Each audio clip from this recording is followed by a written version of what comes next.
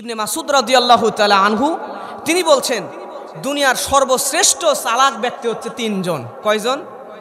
সবাই ঘুমাচ্ছেন নাকি? কয়জন? তিনজন। তিনজনের মধ্যে একজন হচ্ছে হযরত আবু বকর রাদিয়াল্লাহু তাআলা আনহু।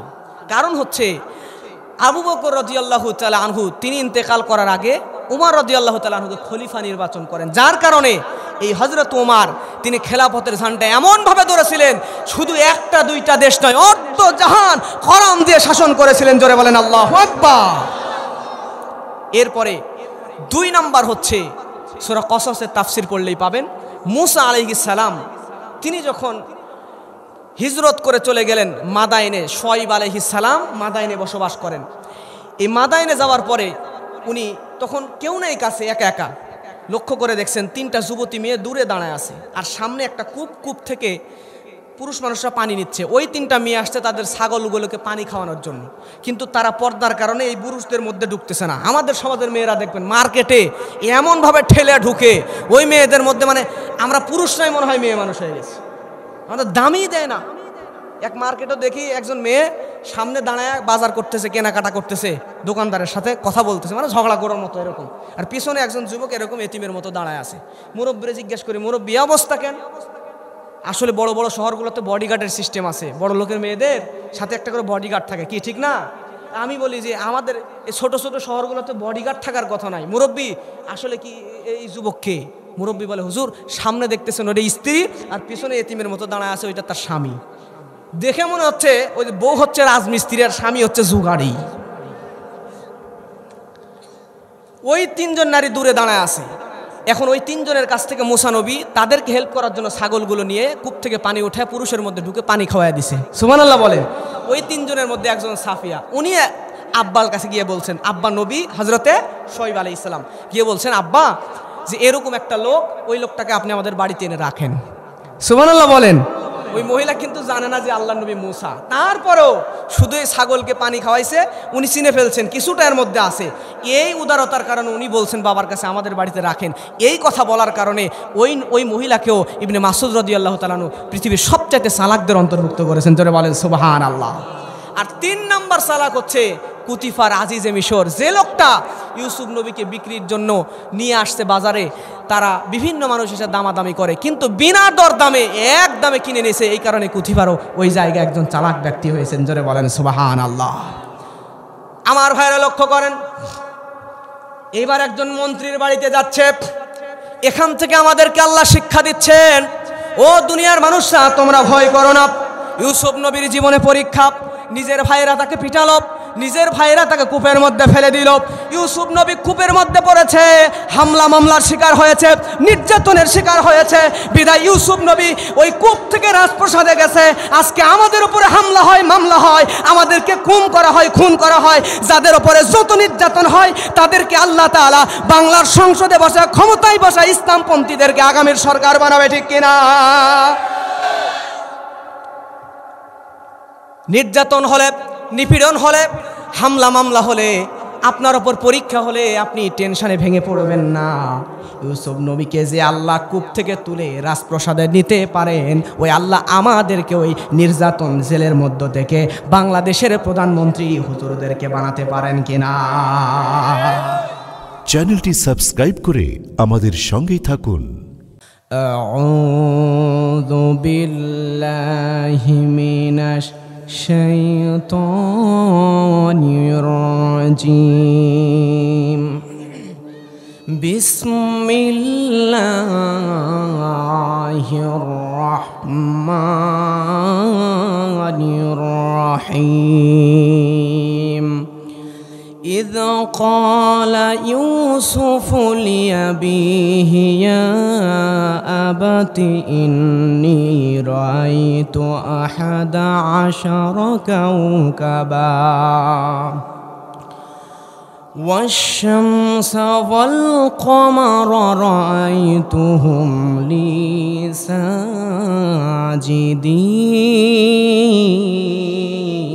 ساجدين قال يا بني لا تقصص رؤياك على إخوتك فيكيدوا لك كيدا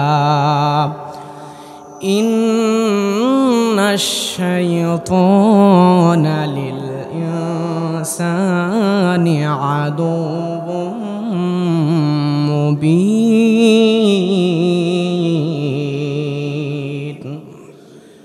فقال الله تعالى في شان حبيبه صلى الله عليه وسلم إن الله وملائكته يصلون على النبي يا أيها الذين آمنوا صلوا عليه وسلموا تسليما. সবাই আমার সাথে নামাজের দরুদ পড়েন। اللهم صل على محمد وعلى آل محمد كما صليت على إبراهيم وعلى آل إبراهيم إنك حميد مجيد. اللهم بارك على محمد وعلى آل محمد كما باركت على إبراهيم وعلى آل إبراهيم إنك حميد مجيد. কোনো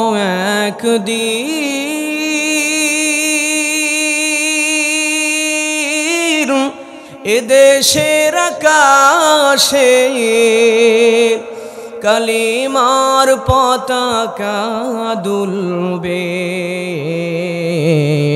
সেদিন সবাই কোরআনী বিধান পেয়ে দুঃখ বেদনা ভুলবে। সেদিন আর রবে না হাহাকার, অন্যায় জুলুম অবিচার, থাকবে না অনাচার দুর্নীতি কদাচার, সকলেই শান্তিতে থাকবে। সেদিন সবাই কোরআনী বিধান পেয়ে দুঃখ বেদনা ভুলবে।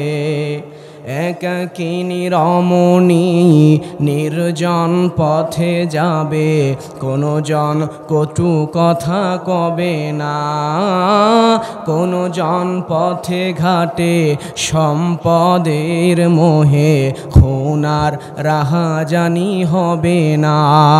সেই দিন আর নেই বেশি দূরে, আর কিছু পথ গেলেই মিলবে।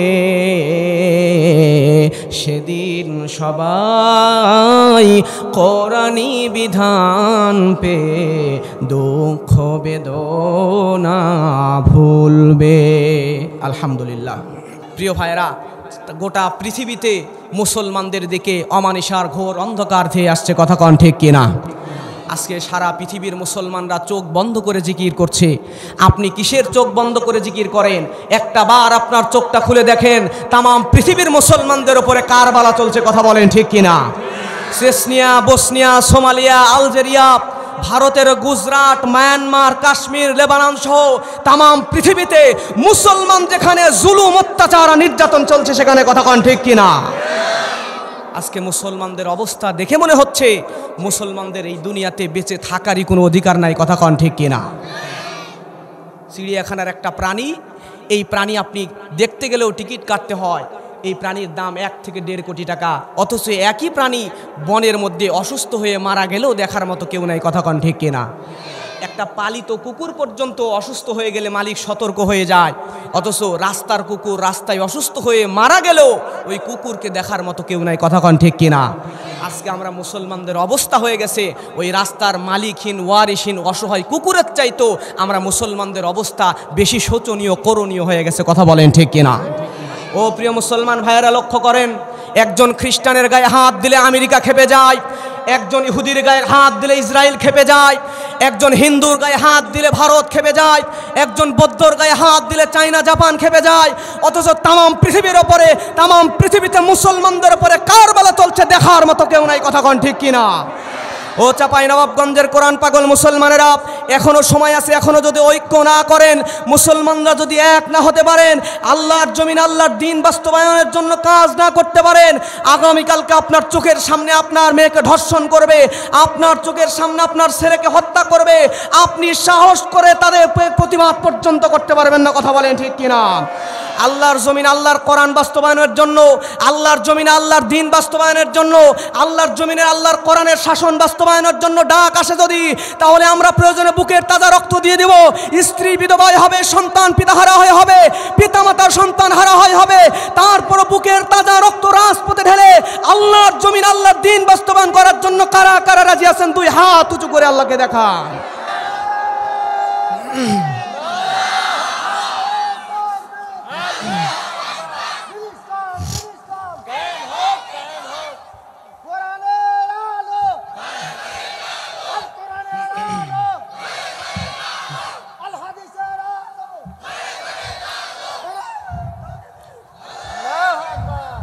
প্রিয় ভাইয়েরা, আপনার কি কষ্ট পেয়েছেন?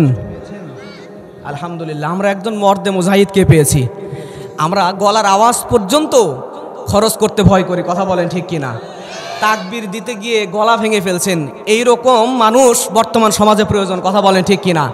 আমাদের শরীরে শক্তি না থাক, কণ্ঠে আমাদের শক্তি আছে, আমাদের শরীরে শক্তি না থাক, আমরা সেই মুসলমান যেই মুসলমান বদরের যুদ্ধে মাত্র 313 জন নিয়ে হাজার হাজার কাফের মুশরিকদের বিরুদ্ধে যুদ্ধ করে বিজয় লাভ করেছিল। কথা বলেন ঠিক কিনা? আমরা সেই মুসলমান, আমাদের শরীরে শক্তি না থাকলে আমাদের ইমানের মধ্যে বল আছে। কথা বলেন ঠিক কিনা? প্রিয় ভাইরা, তেলাওয়াত করেছি কোরআন মাজিদের অত্যন্ত পরিচিত একটা সূরা। সূরাটার নাম হচ্ছে সূরাতুল ইউসুফ। সূরাটির নাম কি? সূরাতুল ইউসুফ। সূরাতুল ইউসুফ থেকে 1 ঘন্টা আমরা কথা বলবো। 1 ঘন্টা এই সূরা থেকে তাফসির শুনতে আপনারা রাজি আছেন তো? রাজি আছেন তো ইনশাল্লাহ? নাকি চলে যাবেন? আর একবার একটু হাত দেখান, কারা কারা যাবেন, শেষ না করে চলে যাবেন। একদম অল্প সময়, তাও হাত তুলে। প্রিয় ভাইরা, আসেন আমরা সূরার আলোচনার ভিতরে চলে যাই। তেলাওয়াত করেছি কোরআন মাজিদের পরিচিত একটি সূরা। আপনারা জ্ঞানী বিচক্ষণ মানুষ, স্মার্ট মানুষ, একটু আগেই নাম বলেছি, আপনারা বলবেন যে সূরাটির নাম কি? সূরাতুল ইউসুফ। এই সূরা কোরআন মাজিদের 12 নম্বর সূরা। সূরাটি নাজিল হয়েছে নবীজির মাক্কি জীবনে। সূরাতে আয়াত আছে মোট 111টি, রুকু আছে 12টি। তেলাওয়াত করেছি 12 নম্বর পারা থেকে 4-5 নম্বর আয়াত তেলাওয়াত করেছি। এই আয়াতের আলোকে আজকে আমরা কথা শুনবো ইনশাআল্লাহ। তাহলে সবাই, কেউ জবান বন্ধ রাখবেন না, সবাই একটু 2 হাত তুলেন, তুলে বলেন আলোচনার নাম কি, সূরার নাম কি? আর একটু জোরে বলেন সূরার নাম কি? আলহামদুলিল্লাহ। এবার আসেন, তাফসির শুনতে হলে, বুঝতে হলে সর্বপ্রথম তাফসির করতে হলে 15টা ইলম লাগে। জোরে বলেন কয়টা? ইলমুল লুগা, ইলমুল নাহু, ইলমুল সরফ, ইলমুল ইস্তিকাক, ইলমুল মাআনি, ইলমুল বায়ান, ইলমুল বাদি, ইলমুল কিরাত, সাবাবে নুজুল, আমরা যেটাকে বলি আসবাবুন নুজুল, ইলমুল উসুলুদ্দিন, উসুলুল ফিকহ, নাসিক মানসুক, ইলমুল আদুনি, এরকম 15টা ইলম লাগে। এর মধ্যে গুরুত্বপূর্ণ একটা ইলম হচ্ছে আসবাবুন নুজুল, সাবাবে নুজুল, আমরা যেটাকে বলি বাংলায় শানে নুজুল, নাজিলের কারণ, ইংরেজিতে বলা হয় ব্যাকগ্রাউন্ড অফ সূরা। তাহলে সর্বপ্রথম আমাদেরকে সূরা ইউসুফটা বুঝতে হলে জানতে হবে এই সূরা ইউসুফটা নাজিল হয়েছে কেন। কথা বলেন ঠিক কিনা? এই যে মাহফিলটার আয়োজন করেছেন, এই মাহফিলের আয়োজনের পিছনে একটা উদ্দেশ্য আছে না নাই? উদ্দেশ্য 2টা। 1 নম্বর, মানুষ দূর দূরান্ত থেকে আসবে, কোরআন থেকে কথা শুনবে, নিজের জীবনটাকে কোরআনের আলোয় আলোকিত করে বাড়িতে যাবে। কথা বলেন ঠিক কিনা? 2 নম্বর উদ্দেশ্য হচ্ছে মসজিদ বা মাদ্রাসার উদ্যোগে মাহফিল, সেখানে কিছু আপনারা দান সদকা করে ওই প্রতিষ্ঠানের উন্নতি করবেন। কথা কন ঠিক কিনা? দুনিয়াতে প্রত্যেকটা মানুষই কোনো না কোনো কারণে আমরা কোনো না কোনো কাজ করি। মসজিদ বানাইছি নামাজের জন্য। কথা কন ঠিক কিনা? মাদ্রাসা তৈরি করি দ্বীনের ইলম শিক্ষা করার জন্য। কথা কন ঠিক কিনা? বাজার তৈরি করি বাজার সদা করার জন্য। তার মানে সব কাজের পিছনেই একটা কারণ আছে না নাই? তাহলে আল্লাহ সুবহানাহু ওয়া তাআলা সূরা ইউসুফটা আমরা মানুষরাই যদি কোনো কারণ ছাড়া কোনো কাজ না করি, আল্লাহ সুবহানাহু ওয়া তাআলা তিনি কি কোনো কারণ ছাড়াই সূরা ইউসুফটা নাজিল করেছেন? মুফাসসিরগণ দুইটা কারণ উল্লেখ করেছেন। কয়টা? এক নম্বর কারণ, নবীজির ওপরে তৎকালীন সময়ে মক্কি জীবনে কোরআন নাজিল হচ্ছে, কাফেররা গোপনে নবীজি দাওয়াত দিচ্ছেন, কাফেররা নবীর ওপরে অত্যন্ত অত্যাচারের স্টিম রোলার চালাচ্ছে। এই নবীজির ওপরে অত্যাচার চালানোর মধ্যেই কাফেররা চিন্তা ভাবনা করলো মোহাম্মদ যে দাওয়াত দিবে তার কোরআন বন্ধ করা লাগবে। কেমনে বন্ধ করা যায়? সে যেমন আবৃত্তি করে শোনায়, আমাদেরকেও এমন কিছু করতে হবে যাতে তার কোরআন না শুনে আমাদেরটা শুনে। জোরে বলেন নাউজুবিল্লাহ। মুফাসসিরগণ বলছেন তৎকালীন সময়ে কাফেররা করলো কি, বাপ দাদার কিস্সা কাহিনী, আমাদের সমাজে আগে যাত্রাপালা হতো কি হতো না, এইরকম তাদের ভাষায় তারা কবিতা আবৃত্তি করে, গান আবৃত্তি করে লোকজন রাস্তার মোড়ে মোড়ে জমা করে শোনাতো, যাতে কেউ মুহাম্মাদের কোরআন না শুনে। কোরআন বন্ধ করা তাদের নিয়ত ছিল। আজকেও আমাদের সমাজে দেখবেন আল্লাহর কোরআন বন্ধ করার জন্য নর্তকীদের নিয়ে নাচের গানের অনুষ্ঠানের আয়োজন করে। কথা বলেন ঠিক কিনা? তৎকালীন সময়ে কাফেররা কাজ করেছিল। আজকেও যদি কেউ আল্লাহর কোরআনের মাহফিল বন্ধ করতে আসে, যে কারণেই করতে আসুক, বুঝবেন এরা ওই কাফেরের বংশধর। কথা কন ঠিক কিনা? এমতো অবস্থায় সাহাবীরা চিন্তায় পড়ে গেলেন। সাহাবীরা আল্লাহর নবীর কাছে এসে বললেন, ইয়া রাসূলুল্লাহ, আমরা চাই যে তারা যেমন করে বাপদাদার কিস্সা কাহিনী শোনাচ্ছেন, আমরা মুসলমান, আমাদের অতীত ইতিহাস আছে না নাই? আমাদের এমন একটা চমৎকার ইতিহাস আমাদেরকে শোনান, যে ইতিহাস শুনলে আমরা নিজেরাও শান্তি পাবো। সুবহানাল্লাহ বলেন। আমার ভাইয়েরা লক্ষ্য করেন, আল্লাহর হাবিব সাল্লাল্লাহু আলাইহি ওয়াসাল্লাম নিজে থেকে কোনো কিছুই করতে পারেন না, সঙ্গে সঙ্গে আল্লাহ রাব্বুল আলামিনের কাছে সহযোগিতা চাইলেন। আল্লাহ রাব্বুল আলামিন আল্লাহর হাবিব সাল্লাল্লাহু আলাইহি ওয়াসাল্লামের উপরে নাহনু নাকুসু আলাইকা আহসানাল কসাস, এমন চমৎকার একটা কিসসা, এমন চমৎকার একটা কাহিনী নাজিল করে দিল, যেই কাহিনীর চাইতে দামি কাহিনী, চমৎকার কাহিনী, মজাদার কাহিনী আল্লাহর জমিনে অতীতেও আসে নাই, ভবিষ্যতেও আসবে না। জোরে বলেন সুবহানাল্লাহ। এইটা হলো একটা কারণ। এবার আসেন দ্বিতীয় নাম্বার কারণ। মক্কার কাফেররা আল্লাহর নবীর ওয়াজ বন্ধ করবে, কেমনে নবী মুহাম্মাদের বক্তব্য বন্ধ করা যায়, তারা চিন্তায় পড়ে গেল। তৎকালীন সময়ে মক্কার মানুষরা টাকা পয়সা ব্যবসা বাণিজ্য করে অনেক টাকা পয়সা ধন দৌলতের মালিক হয়ে গেল। তাদের কাছে ইলম ছিল না, তাদের কাছে জ্ঞান ছিল না। প্রিয় ভাইয়েরা আমার, এই মক্কার মানুষগুলা সবাই মূর্খ ছিল। দেখেন, আমার আগে কয়েকজন বক্তব্য দিলেন, যিনি উপস্থাপনা করলেন উনিও ফাঁকে ফাঁকেই বক্তব্য দিলেন, কথার মধ্যে কোরআন হাদিস আনলেন। তার মানে আপনারা যারা সামনে বসে আছেন প্রত্যেকেরই কম বেশি এলেম কিন্তু আমাদের আছে। কথা বলেন ঠিক কিনা? কিন্তু মক্কার মানুষদের টাকা পয়সা ছিল কিন্তু এলেম ছিল না। তারা চিন্তা করলো এই জামানায় সবচাইতে বেশি এলেম আছে মদিনার ইহুদিদের কাছে। আমরা মদিনার ইহুদিদের কাছে যাব, যাওয়ার পরে মদিনার ইহুদিদের কাছে জিজ্ঞাসা করব, ওই মদিনার ইহুদিরা হয়তো ওই মুহাম্মাদের ওয়াজ বন্ধ করার জন্য আমাদেরকে কোনো ইলম শিক্ষা দিবে। জোরে বলেন নাউজুবিল্লাহ। প্রিয় ভাইরা আমার, লক্ষ্য করেন, তাদের মধ্যে কিছু লোক চলে গেল মদিনার ইহুদিদের কাছে। মদিনার ইহুদিদের কাছে গিয়া তাদেরকে বলা হলো, ও মদিনার ইহুদিরা, তোমাদের কাছে আমরা আসলাম কারণ হলো তোমরা আমাদেরকে এমন কিছু ইলম শিক্ষা দাও যে ইলমের মাধ্যমে মুহাম্মাদের ভুল ধরা যাবে, তার ওয়াজ বন্ধ করে দেওয়া যাবে। মদিনার ইহুদিরা বলল, আমাদের কাছে এমন কিছু গল্প আছে, কিস্সা আছে, কাহিনী আছে, যেই কিস্সা কাহিনীগুলা আমরা ইহুদিরা ছাড়া দুনিয়ার আর কেউ জানে না। আর তোমরা আরবের মানুষরা তো জাহেল, তোমাদের তো ইলম নাই, তোমরা তো লেখাপড়া তেমন করতে পারো না, তোমরা তো জানার প্রশ্নই আসে না। আল্লাহর নবীও লিখতে পারতেন না। আমার প্রিয় ভাইয়েরা, আল্লাহর নবী মুহাম্মদ রাসূলুল্লাহ সাল্লাল্লাহু আলাইহি ওয়াসাল্লাম, তার তো জানার প্রশ্নই আসে না, সে তো জানতেই পারবে না। তার কাছে গিয়া জিজ্ঞাসা করো এই ইউসুফ নবী সম্পর্কে, যে ইউসুফ নবী কে ছিল, ইউসুফ নবী সম্পর্কে, তার ঘটনা সম্পর্কে তার কাছে জিজ্ঞাসা করো। যদি মুহাম্মদ সাল্লাল্লাহু আলাইহি ওয়াসাল্লাম বলতে পারে ওই ইউসুফ নবী সম্পর্কে, তাহলে সে যে আল্লাহর নবী, এতে কোনো সন্দেহ থাকবে না। আর যদি বলতে না পারে, বুঝে নিবা সে আল্লাহর নবী নয়, সে ভণ্ড। নাউজুবিল্লাহ। এইবার ইহুদিদের প্রতিনিধি চলে গেল, আল্লাহর নবীর কাছে গেল, কাফেরদের সঙ্গে গেল। যাওয়ার পরে ইহুদিদের প্রতিনিধিরা আল্লাহর হাবিব সাল্লাল্লাহু আলাইহি ওয়াসাল্লামের কাছে গিয়া বলে, রে মুহাম্মদ তুমি বলো, ওই বাবেল নগর কেনান থেকে ফিলিস্তিন থেকে শুরু করে ফিলিস্তিন থেকে শুরু করে তৎকালীন সময়ে মিশরে যাইতে উটের পিঠে ঘোড়ার পিঠে প্রায় 30 দিন পর্যন্ত সময় লাগত। উটের পিঠে ফিলিস্তিন থেকে তৎকালীন সময়ে মিশরে কে ভ্রমণ করেছিল তাদের ঘটনাটা তুমি আমাদেরকে একটু বলো। সঙ্গে সঙ্গে আল্লাহর নবীর ওপরে আল্লাহ রাব্বুল আলামিন জিবরাইল আমিনের মাধ্যমে সূরাতুল ইউসুফটা নাহনু নাকুসু আলাইকা আহসানাল কসাস এমন সুন্দর কাহিনী ঘটনা আল্লাহ তাআলা নাজিল করলেন। এই ঘটনা শোনার সঙ্গে সঙ্গে ওই যে ইহুদিরা নবীর ভুল ধরতে এসেছিল, ওই ইহুদিদের গোটা ওই টিমটা নবীর কাছে সূরা ইউসুফের তেলাওয়াত শুনে তারা ভুল ধরবে কি নিজেই কালেমা পড়ে মুসলমান হয়ে গেছে। আমার প্রিয় ভাইয়েরা লক্ষ্য করেন, আল্লাহর হাবিব সাল্লাল্লাহু আলাইহি ওয়াসাল্লামের কাছে সূরা ইউসুফের তেলাওয়াত শুনে কালেমা পড়ে মুসলমান হয়ে গিয়েছে। এই সূরা ইউসুফের ফজিলত হলো, আমরা তো কোরআন তেলাওয়াত করতে কম বেশি সবাই জানি তো নাকি? যারা জানেন না শিখে নিব ইনশাআল্লাহ। যারা কোরআন তেলাওয়াত করতে জানেন তাদের জন্য কথাটা বলছি। যদি কোনো মানুষ এই সূরা ইউসুফটা রেগুলার তেলাওয়াত করে, আমলে পরিণত করে, তাহলে ওই লোকটার মৃত্যু যন্ত্রণাটাকে আল্লাহ রাব্বুল আলামিন সূরা ইউসুফ তেলাওয়াতের কারণে কমায়া দিবেন। সুবহানাল্লাহ। এবার আসেন সূরার ভিতরে ঢুকি।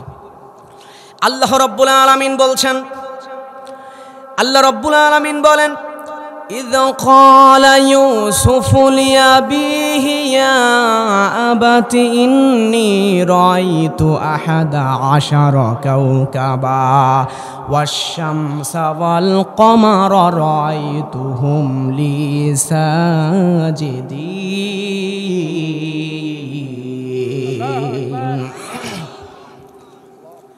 আল্লাহ রাব্বুল আলামিন কোরআন দিয়ে জানিয়ে দিচ্ছেন, ঘটনার মধ্যে ঢুকছে, মনে রাখবেন প্রথম পয়েন্টটা শেষে কাজে লাগবে।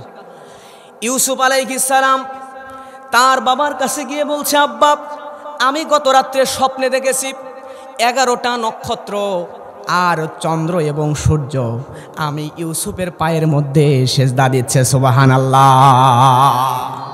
এবার বলেন তো ভাই, নবীদের স্বপ্ন এটা সত্য স্বপ্ন নাকি মিথ্যা স্বপ্ন? আরো জোরে বলেন, সত্য স্বপ্ন নাকি মিথ্যা স্বপ্ন? আমাদের যুবকরা অনেক সময় নায়িকা পরিমণিরে নিয়ে রাতে স্বপ্ন দেখে, ঠিক কি না? এটা কি সত্য নাকি বানানো? দিনের বেলা যা চিন্তা করবে নায়িকা নিয়া, মেয়েরা নায়ক নিয়া, যারে নিয়ে বেশি বেশি ভাববে, রাতের বেলা ওই নায়ক বা নায়িকা স্বপ্নে আসে। কথা কন ঠিক কিনা? এক বাসের হেল্পার, আমরা প্রত্যেকেই কিন্তু দিনে যা করে এগুলো মাঝে মধ্যে স্বপ্ন আসে, ঠিক না?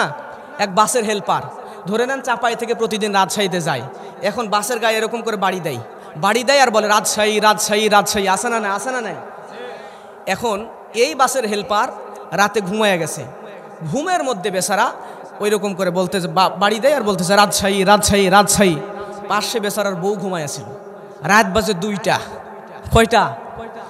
বউ আর ধাক্কা দিয়ে বলছে, এই ওঠো। সঙ্গে সঙ্গে উঠছে, ওঠার পরে বলতেছে, কি হয়েছে তোমার?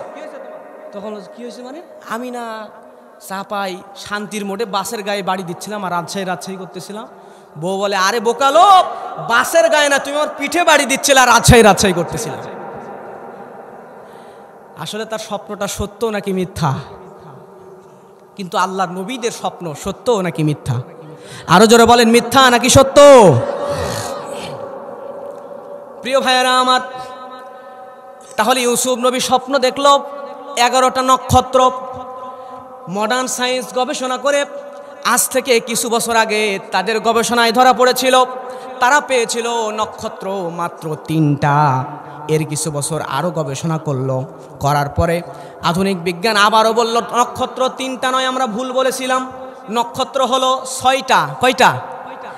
এর কিছু বছর পরে আবার গবেষণা করার পরে বলতেছে আসলে 6টাও নয়, সর্বশেষ আল্লাহর কোরআন যে 9টাও নয়, 6টাও নয়, 3টাও নয়, আল্লাহর কোরআন যে 11টার কথা বলেছে, ওই 11টা নক্ষত্রই আমরা সর্বশেষ পাইছি। সুবহানাল্লাহ।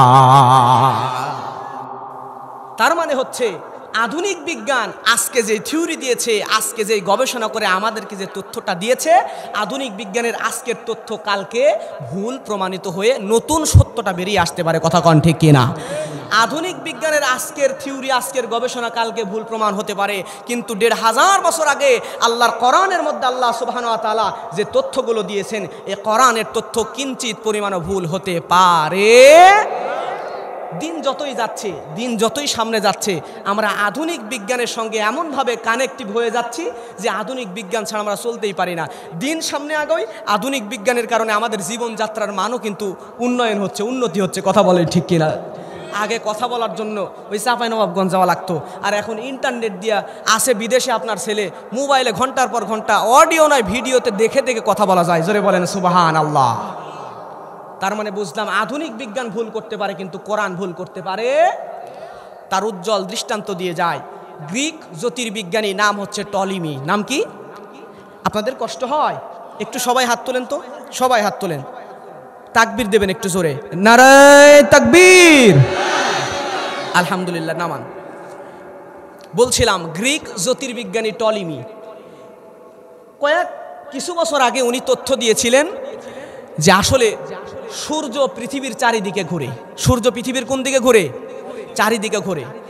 এরপরে 50 বছর পরে গ্রিক জ্যোতির্বিজ্ঞানী টলিমির পরে নিকোলাস কোপারনিকাস এই বিজ্ঞানী আবার নতুন তথ্য দিল, আসলে পৃথিবী সূর্যের চারিদিকে ঘুরে না, সূর্য পৃথিবীর চারিদিকে ঘুরে।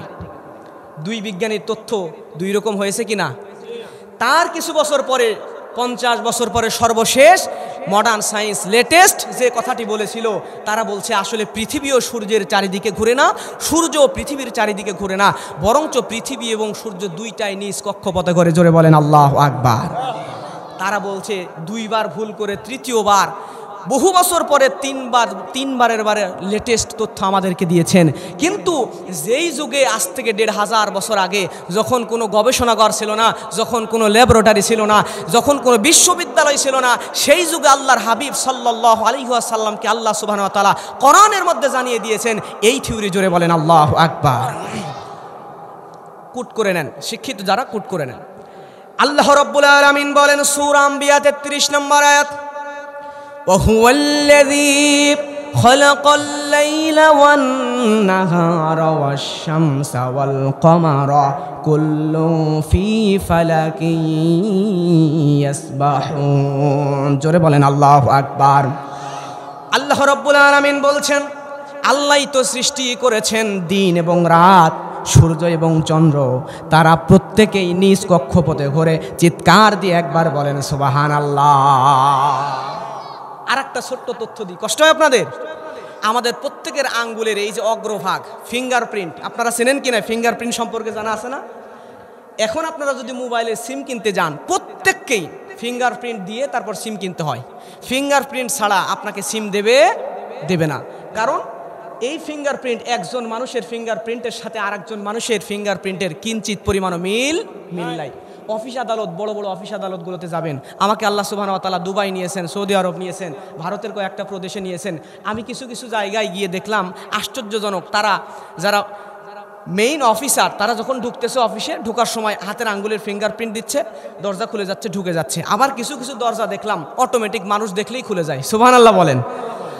তো এখন এই যে ফিঙ্গারপ্রিন্ট দিচ্ছে, উনি ছাড়া আমি যদি সারাদিন ফিঙ্গারপ্রিন্ট দিতে থাকি, আমারটা দিয়ে খুলবে? এই যে স্মার্টফোন, আমার স্মার্টফোনে আপনি সারাদিন ফিঙ্গারপ্রিন্ট দেন, খুলবে না। এই যে ফিঙ্গারপ্রিন্ট আসছে, এটা আসার পরে আমাদের জীবনযাত্রার মান উন্নয়ন হয়েছে কি হয় নাই? প্রিয় ভাইয়েরা আমার, লক্ষ্য করেন এই ফিঙ্গারপ্রিন্টটা আজকে 800 কোটি মানুষ, 800 কোটি মানুষের একজন মানুষের হাতের এই ফিঙ্গারপ্রিন্টের সঙ্গে, হাতের ছাপের সঙ্গে আর একজন মানুষের হাতের ছাপের কিন্তু কিঞ্চিত পরিমাণ মিল নাই। এই ফিঙ্গারপ্রিন্টটা আবিষ্কার হয়েছে 1892 সালে।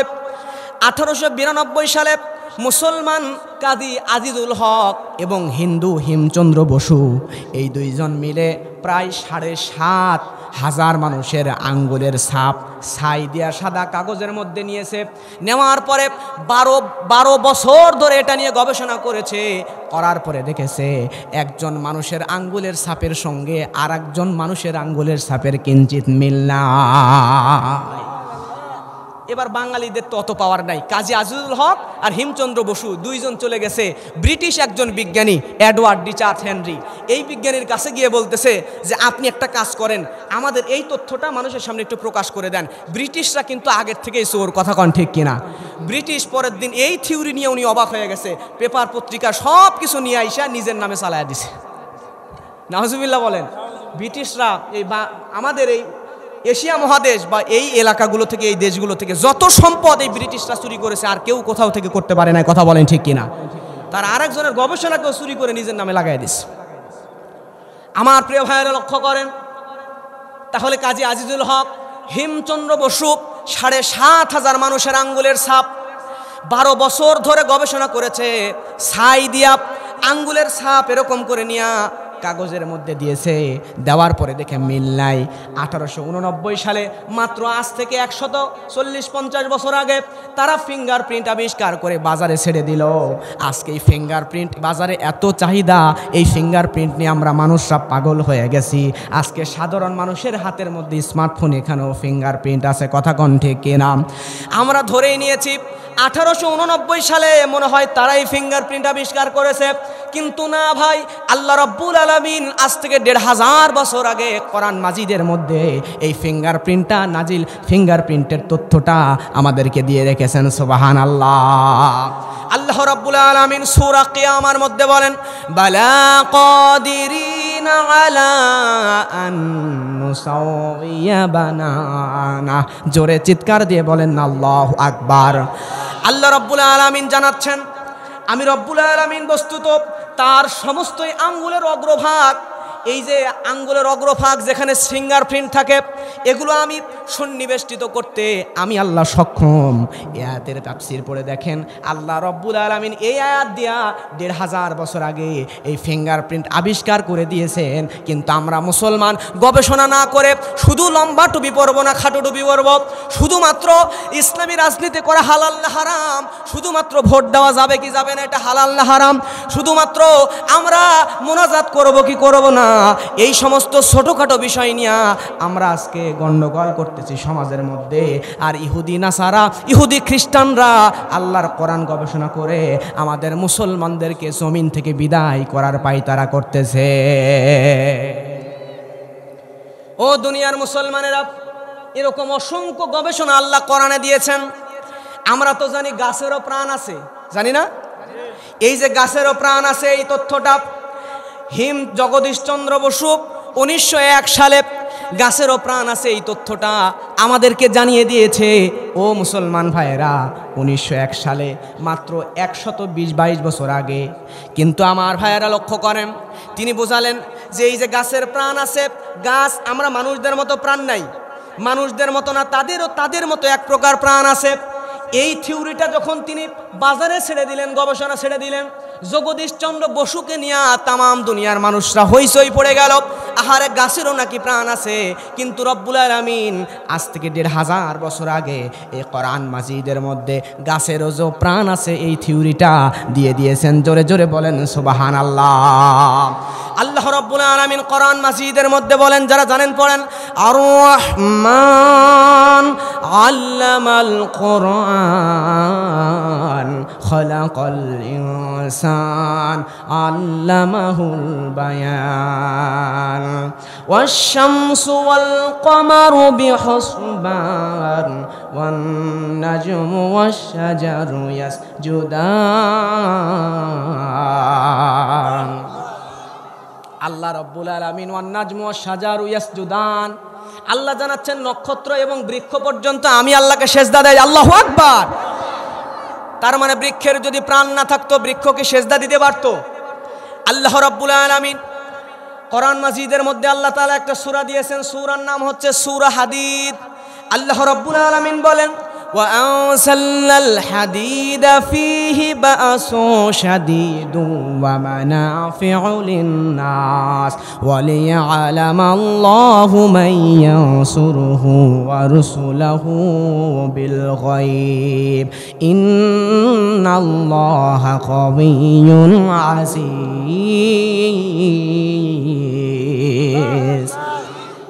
আল্লাহ বলছেন, ও আনসাল্লাহ, আমি নাজিল করেছি প্রিয় ভাইয়েরা, হাদিদ লোহা নাজিল করেছি, বুঝবেন ভালো করে। প্রথমে বললেন কি নাজিল করেছি? লোহা নাজিল করেছি। এরপরে বললেন ফি বাসু শাদীদ, আল্লাহ বলছেন আমি লোহা নাজিল করেছি, ফিহি বাসু শাদীদ, এই লোহার মধ্যে দিয়েছি প্রচণ্ড শক্তি, প্রচণ্ড ক্ষমতা। আল্লাহ রাব্বুল আলামিনের পরে বলছেন, কোরআনের মধ্যে বলছেন ওয়া মানাফিউ লিন-নাস, ওয়া মানাফিউ লিন-নাস বলতে আল্লাহ বলছেন যে আমি আল্লাহ রাব্বুল আলামিন এই কোরআনকে দিয়েছি, এই কোরআনের মধ্যে লোহা সম্পর্কে জ্ঞান দিলাম, এই লোহাকেও তোমাদেরকে দিলাম। এই লোহা আল্লাহ রাব্বুল আলামিন বলেন দিলাম কারণ হলো লোহার মধ্যে মানুষের জন্য প্রচুর প্রচুর উপকার রেখে দিয়েছে। সুবহানাল্লাহ। এবার বলেন আপনারা জ্ঞানী বিচক্ষণ মানুষ, লোহার মধ্যে উপকার আছে না নাই? এবার আপনাদের কাছে প্রশ্ন, এই যে মাইক্রোফোন সেট করা আছে এটা কিসের? ক্যামেরা, ক্যামেরার মধ্যে কি আছে? আপনাদের কাছে মোবাইল, মোবাইলের মধ্যে লোহা আছে না নাই? এবার আপনার বাড়িতে যাই, আপনার বাড়ির টিনের চালের বাড়ি হলে টিনের মধ্যে কি আছে? লোহা। যাদের ছাদের বাড়ি, এলাকাতে প্রবাসী অনেক বেশি, বেশিরভাগ ছাদের বাড়ি হয়ে গেছে। এখন যাদের ছাদের বাড়ি দরজা জানালা আটকাইছেন কি দিয়া? আচ্ছা, রান্না করে খান কিসের চুলায়? গ্যাসের চুলায়। গ্যাসের চুলা এটা কিসের? রাইস কুকারের মধ্যে কি আছে? লোহা। এখন আপনি খোঁজ নিয়ে দেখেন আপনার জীবনে যা প্রয়োজনীয়, সবচাইতে বেশি প্রয়োজনীয় জিনিসগুলোর মধ্যে অন্যতম হচ্ছে একটা লোহা। জোরে বলেন সুবহানাল্লাহ। এই যে কারেন্ট, ফ্যানের মধ্যে লোহা, লাইটের মধ্যে লোহা, তারের মধ্যে পর্যন্ত লোহা। জোরে বলেন আল্লাহু আকবার।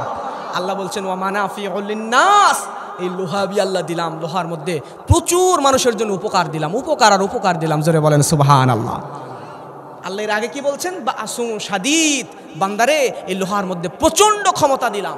এবার আসেন আল্লাহ এই কথা কেন বললেন? এর বাস্তব নমুনা আগে দুনিয়ার মানুষ জানতো না। ওপেনহাইমার নাম শুনেছেন?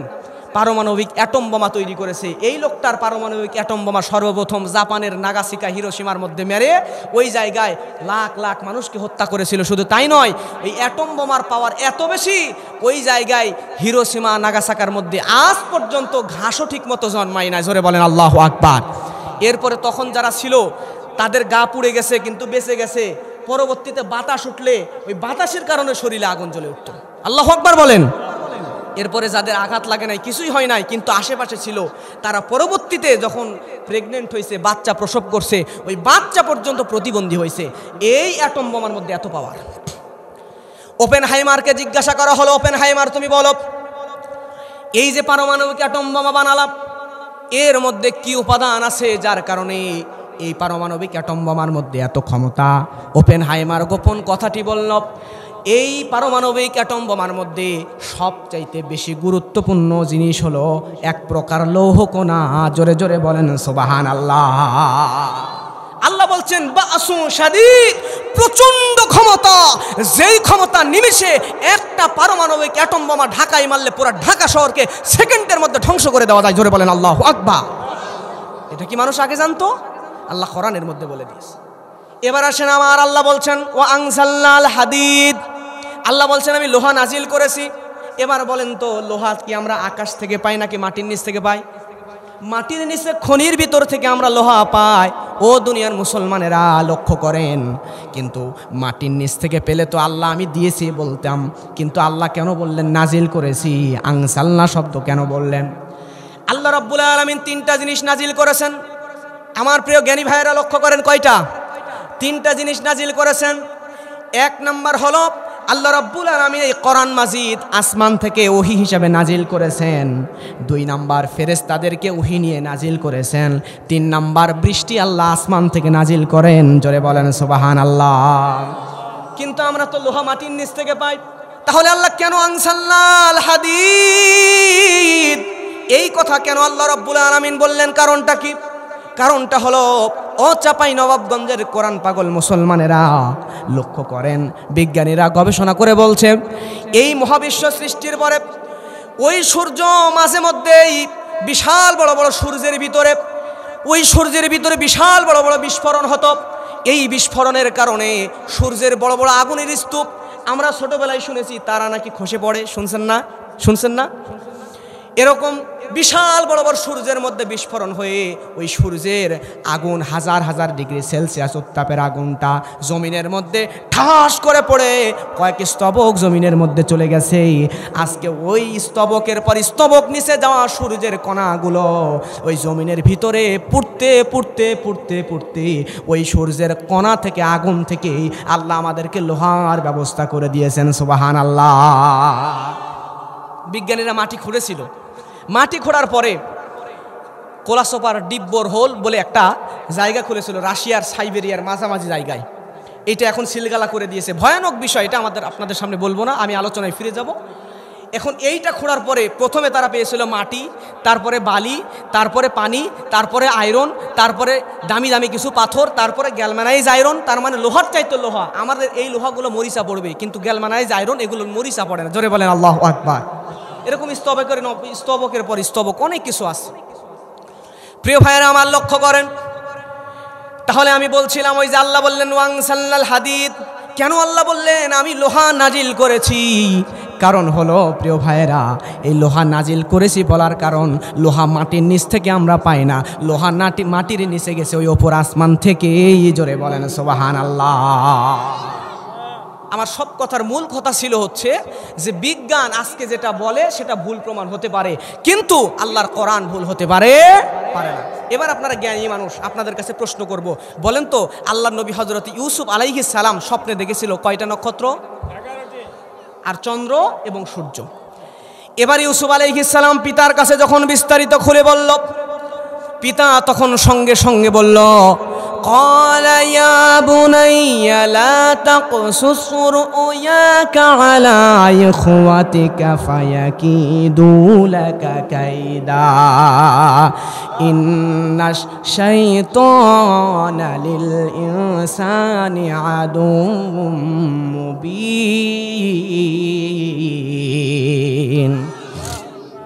আল্লাহ রাব্বুল আলামিন কোরআন মাজিদের মধ্যে বলছেন, যখন ইউসুফ নবী বাবার কাছে বলল, আব্বা 11টা নক্ষত্র চন্দ্র সূর্য আমার পায়ে সেজদা করে, ইউসুফ নবীর পিতা হযরত ইয়াকুব আলাইহিস সালাম তিনিও ছিলেন আল্লাহর নবী, তিনিও স্বপ্নের ব্যাখ্যা বুঝতেন। চিৎকার দিয়ে সবাই একযোগে বলেন না সুবহানাল্লাহ। হযরত ইয়াকুব আলাইহিস সালাম বুঝতে পারলেন এই স্বপ্নের মানে কি। এই স্বপ্নের 3টা ব্যাখ্যা ইয়াকুব আলাইহিস সালাম করলেন। বাবারে, এই স্বপ্নের প্রথম ব্যাখ্যা দেওয়ার আগে আমি তোমাকে বললাম, তুমি যেই স্বপ্ন দেখেছো, ক্বালা ইয়া বুনাইয়া লা তাকসুস রুয়াকা আলা ইখওয়াতিকা ফায়াকিদু লাকা কাইদা। বাবারে, তুমি যে স্বপ্নটা দেখেছো শুরুতেই আমি নিষেধ করে দিলাম এই স্বপ্নের কথা তুমি তোমাদের ভাইদের নিকট বলবা না। কারণ হলো ইউসুফরে বুঝবেন, বাবা ইউসুফকে বলছে ইউসুফের আরও 10টা ভাই আছে। কয়টা ভাই আছে? 10টা। তোমার ভাইদেরকে বলবা না, কারণ হচ্ছে তোমার ভাইয়েরা শুনলে তোমার বিরুদ্ধে ষড়যন্ত্র করবে। এখন প্রশ্ন আসতে পারে, স্বপ্ন দেখছে বাবাকে বলছে, বাবা আবার বলছে ভাইয়েরা ষড়যন্ত্র করবে। স্বপ্ন দেখতেই পারে, কিন্তু ভাইয়েরা ষড়যন্ত্র করবে কেন? প্রশ্ন আসতে জোরে বলেন, পারে কি পারে না? প্রশ্ন আসলো কেন? এইবারে ইউসুফ আলাইহিস সালামকে বাবা বলছেন 3টা কথা। 1 নম্বর স্বপ্নের ব্যাখ্যা হলো, বাবা ইউসুফ, এই স্বপ্নের ব্যাখ্যা হলো আল্লাহ রব্বুল আলামিন তুমি ইউসুফকে নবী বানায়া দিবেন। আমার পূর্বে আমাদের জাতির পিতা ইব্রাহিম ছিল নবী, আমাদের পিতা ইসহাক ছিল নবী, আমি হযরত ইয়াকুব নবী, আমার পরে তুমি ইউসুফ, তোমাকে আল্লাহ রব্বুল আলামিন নবুয়ত দান করবেন। সুবহানাল্লাহ। 2 নম্বরে তোমাকে আল্লাহ প্রচুর নিয়ামত দান করে দিবেন। 3 নম্বরে ইউসুফ, 3 নম্বরে আমি নবী হিসাবে আল্লাহ রব্বুল আলামিন আমাকে একটা গুণ দিয়েছেন, কুদরত দিয়েছেন, আমি যে কোনো মানুষের স্বপ্নের ব্যাখ্যা বলে দিতে পারি।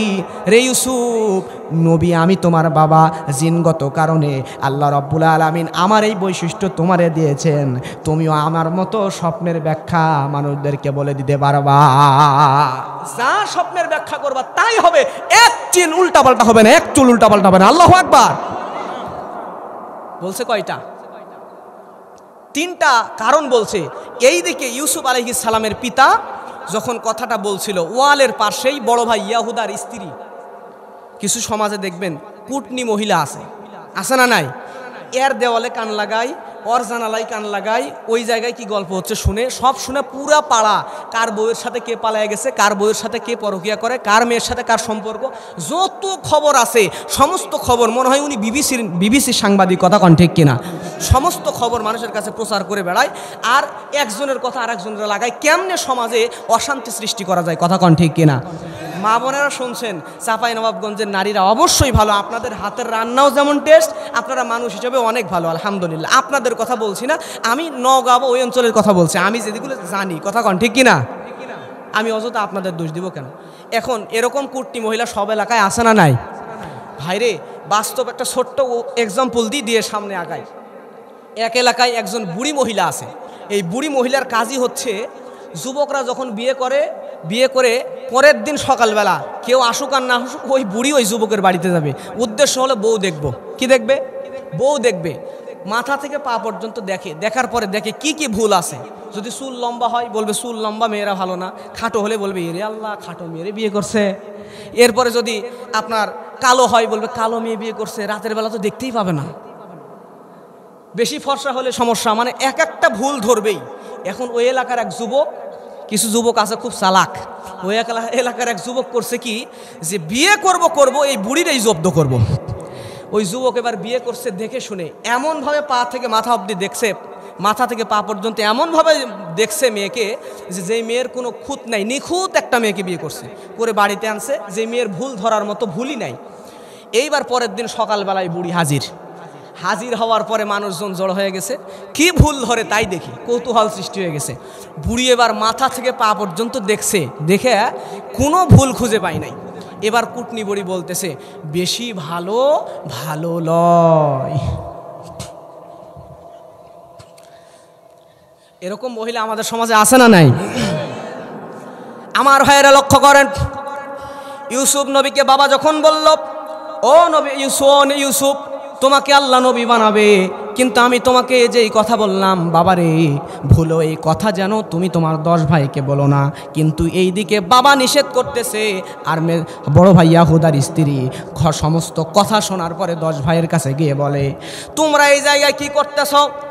ওইদিকে তোমাদের ভাই ইউসুফকে এমনিতেই তার বাবা ইয়াকুব বেশি ভালোবাসে, আর আজকে শুনলাম আল্লাহ নাকি ইউসুফের নবুয়ত দিছে, আজকে থেকে তো তোমার বাবা ইউসুফকে তোমাদের চাইতে আগেই বেশি ভালোবাসে, এখন তো তোমাদের ভালোই বাসবে না, তারই নিয়ে পড়ে থাকবে। জোরে কন ঠিক কিনা? এইবারে 10 ভাই মিলে গোল মিটিংয়ে বসে গেছে। 10 ভাই মিলে গোল মিটিংয়ের মধ্যে বসে গেছে। আল্লাহ রাব্বুল আলামিন কোরআনের মধ্যে বলছেন, আসলে ইউসুফ নবীর কোনো দোষ নাই, ওই 10 ভাই ইউসুফ নবীর বিরুদ্ধে ষড়যন্ত্র করছে। কোরআন কারণ হলো আল্লাহ বলেন, ক্বালু লা ইউসুফু ওয়া আখুহু আহাব্বু ইলা আবিনা মিন্না ওয়া নাহনু উসবা ইন্না আবানা লাফি দালালিম মুবিন। আল্লাহ রাব্বুল আলামিন আয়াত দিয়ে জানিয়ে দিচ্ছেন, পিতার কাছে ইউসুফ আলাইহিস সালাম ও তার ভাই বেশি প্রিয়, যদিও আমরা দলে ভারী। 10 ভাই মিলে বলতেছে, 10 ভাইয়ের কথা, যে আমরা তো 10 ভাই, আমরা দলে ভারী, আর ওই ইউসুফ আর ইউসুফের ছোট ভাই বিনিয়ামিন, তারা 2 জন, তো 2 জন মাত্র, আর আমরা তো 10 জন। তার মানে ইউসুফ নবীর নিজের মায়ের ইউসুফ আলাইহিস সালাম আর আরেকজন মায়ের আরও 10 জন ভাই, মা ছিল 2টা, এজন্য তারা বলতেছে তারা 2 জন, তো দলে কম, দলে ছোট, আর আমরা তো 10 ভাই, তারপরেও আমাদের চাইতে আমাদের পিতা ইউসুফকে বেশি ভালোবাসে। এইটা হলো আমাদের পিতার ভ্রান্তি। জোরে জোরে বলেন না নাউযুবিল্লাহ। এবার আপনারা জ্ঞানী বিচক্ষণ মানুষ বলবেন, ইউসুফ নবীর দোষ কি? ইউসুফ নবী কি মানবতা বিরোধী অপরাধ করছে? ইউসুফ নবী খুন করছে? ইউসুফ নবী ধর্ষণ করছে? ইউসুফ নবী চাঁদাবাজি করছে? ইউসুফ নবী কিচ্ছু করে নাই। ইউসুফ নবীর একটাই দোষ, তারা ভাই 10টা, তারা 10 জন দলে ভারী, আর ইউসুফ মাত্র 1 জন, আর ছোট একটা ভাই, তারা 2 জন। তারপরও 10 ভাই দলে ভারী হওয়ার পরে ওই 1 জন হুজুর ইউসুফরে বাপ কেন বেশি ভালোবাসবে? একটাই দোষ, 10 ভাইয়ের চাইতে ইউসুফকে বেশি ভালোবাসা, ওই 10 ভাইয়ের চাইতে বাবার কাছে ইউসুফ বেশি জনপ্রিয় হয়, একটাই দোষ। কথা বলেন ঠিক কিনা? আজকে আমাদের বাংলাদেশের দিকে তাকায়া দেখেন, আমাদের বাংলাদেশে যারা কোরআনী আন্দোলন করে, যারা কোরআনের কথা বলে, ইসলামের কথা বলে, তাদের আর কোনো দোষ নাই। আল্লামা সাঈদী হুজুর সহ যাদেরকে ফাঁসি দেওয়া হয়েছে, হত্যা করা হয়েছে, মিথ্যা ধর্ষণের মামলা, খুনের মামলা দিয়া যাদেরকে আমৃত্যু কারাদণ্ড দিয়ে রাখা হয়েছিল, আল্লামা সাঈদীর একটাই দোষ ছিল, তাদের চাইতে জনগণের কাছে উনি বেশি জনপ্রিয় ছিল। কথা বলেন ঠিক কিনা? আজকে আমাদের সমাজের মধ্যে দেখবেন যারা কোরআনের কথা বলে, যারা হকের কথা বলে, ইসলামের কথা বলে, আল্লাহর জমিনে আল্লাহর দ্বীন কায়েম করার কথা বলে, আল্লাহর জমিন আল্লাহর কোরআনের আইন দিয়ে চলবে এ কথা যারা বলে, তারা দলে ভারী না হতে পারে। তাদের দোষ একটাই, তাদের দোষ তারা খুনি নয়, ধর্ষক নয়, চাঁদাবাজ নয়, তাদের দোষ একটাই, তারা জনগণের কাছে বেশি প্রিয় হয়ে গেছে। যারা বলেন কথা ঠিক কিনা?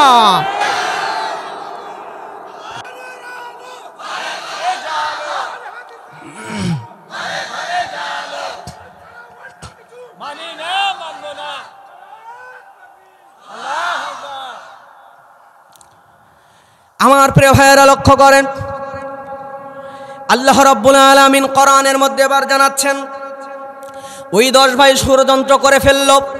তাদের ষড়যন্ত্র হলো এমন, উকতুলু ইউসুফা বিতরাহুহু আরদান ইয়াখলু লাকুম ওয়াজহু আবিকুম ওয়া তাকুনু মিন বা'দিহি কওমান সালিহিন।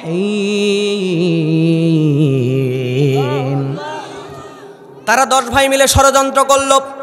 তাদের ষড়যন্ত্রটা এরকম, তারা বলল ইউসুফকে তোমরা হত্যা করো অথবা ইউসুফকে তোমরা গুম করে ফেলো। ইউসুফকে যদি হত্যা করতে পারো অথবা গুম করতে পারো, তাহলে তোমাদেরকেই তোমাদের বাবা ইউসুফের অবর্তমানে বেশি ভালোবাসা দিবে। চিৎকার দিয়ে বলেন নাউজুবিল্লাহ। নবী ইউসুফকে তার হত্যার ষড়যন্ত্র করল, গুম করার ষড়যন্ত্র করল।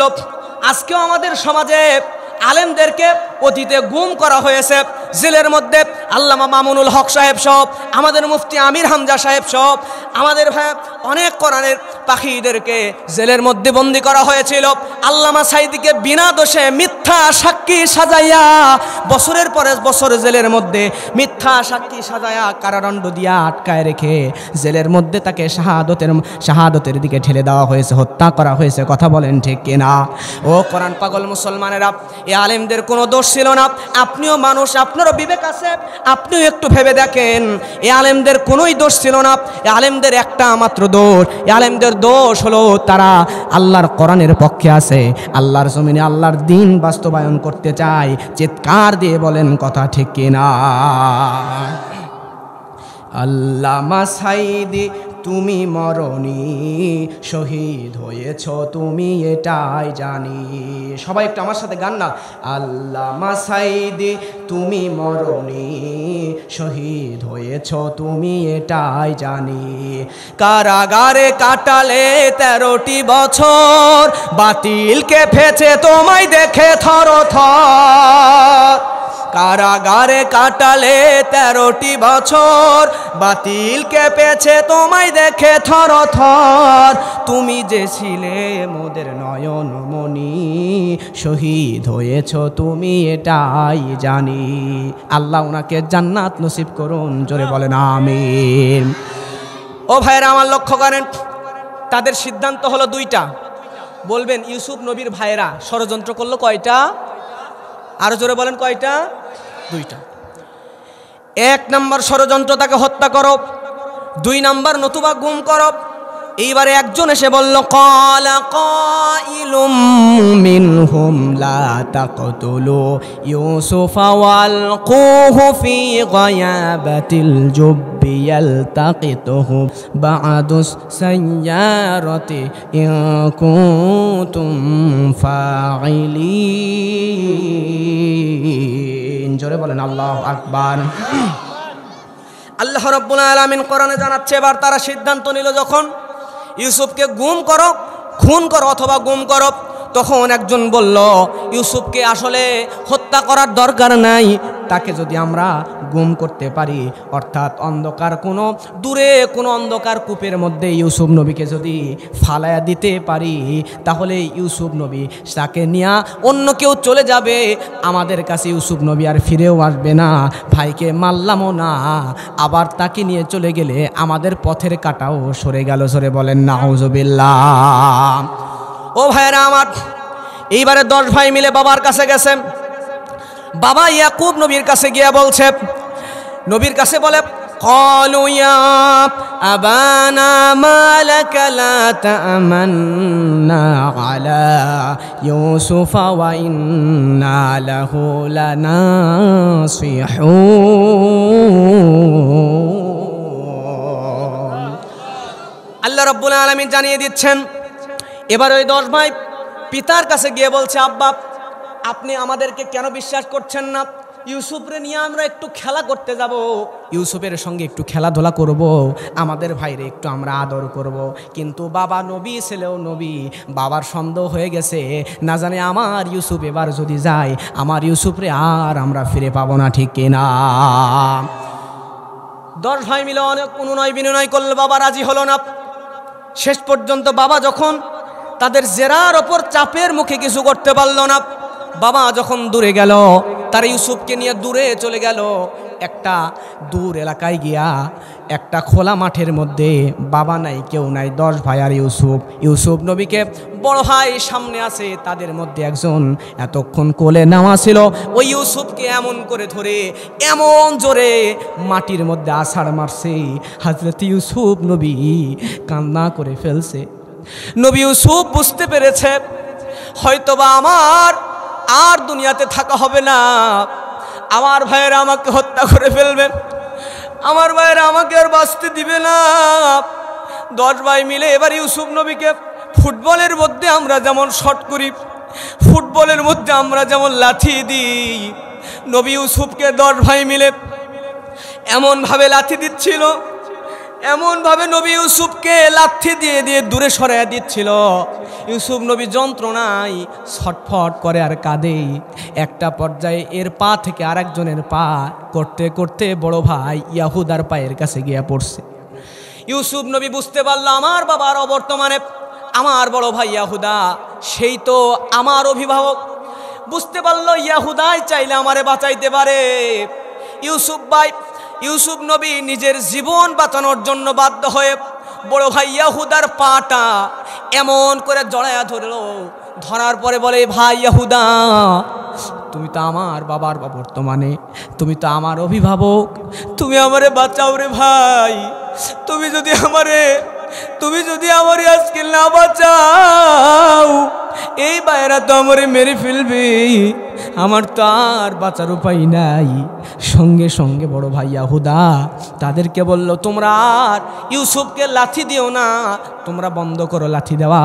আমাদের সিদ্ধান্ত হয়েছিল ইউসুফকে কূপে ফেলবো, আমরা তো তারে হত্যা করব না, ইউসুফকে নিয়ে তাহলে আমরা কূপের দিকে রওনা হয়ে যাই। সুবহানাল্লাহ। নবী ইউসুফকে তারা কূপের মধ্যে নিয়ে যায় ফালায়া দিবে, সিদ্ধান্ত নিয়ে গেছে, নিয়ে কূপের কাছাকাছি চলে আসছে। এমন সময় আল্লাহর নবী ইউসুফের শরীর থেকে তারা জুব্বাটা খুলে ফেলতেছে।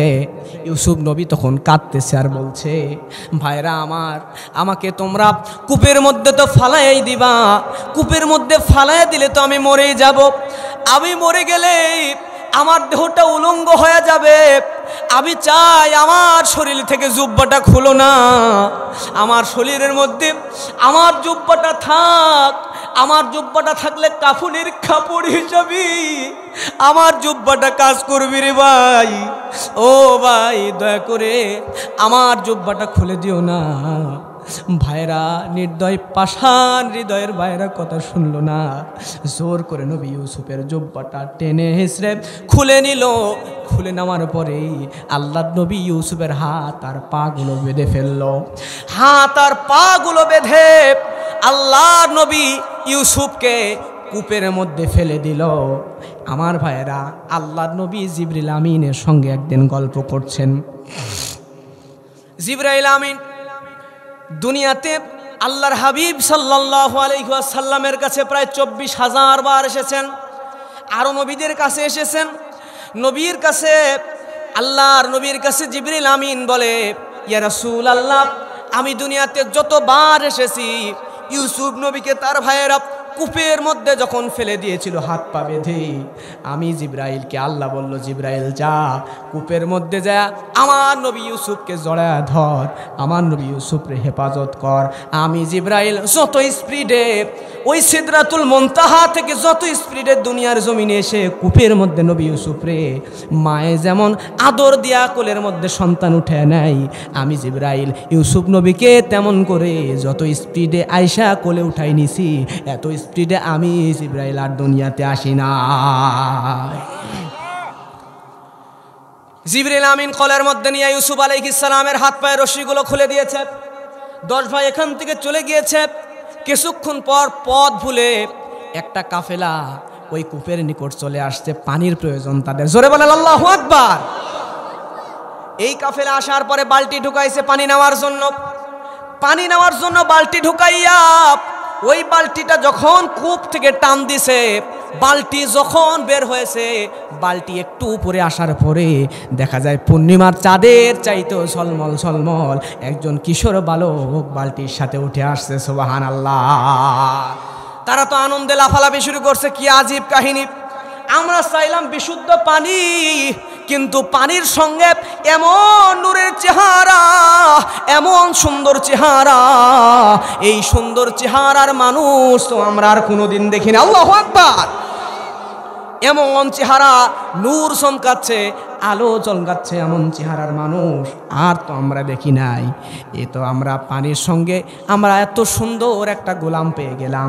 গোলামকে তুলে নিয়ে তাদের ওই কাফেলার লোকগুলো যখন ওই জায়গা থেকে যাবে, এমন সময় ইউসুফের ওই 10 ভাই চিন্তা করছে, বুঝেন বদমাইশ কত প্রকার। ওরা চিন্তা করছে আমাদের ভাই ইউসুফ, তারে তো কূপে ফেলছি, তারে কেউ উঠালো নাকি মরে গেলে একটু চেক দিই। তারা আইসা দেখে ইউসুফকে তারা কূপের মধ্যে থেকে উঠাইছে ওই কাফেলার লোকেরা। দেখার পরে তাদের মাথা গরম, সঙ্গে সঙ্গে বলছে, এই তোমরা এরা নিছো কেন? এ তো আমাদের গোলাম। নাউজুবিল্লাহ বলেন। ভাইয়েরা বলছে ইউসুফ আমাদের গোলাম।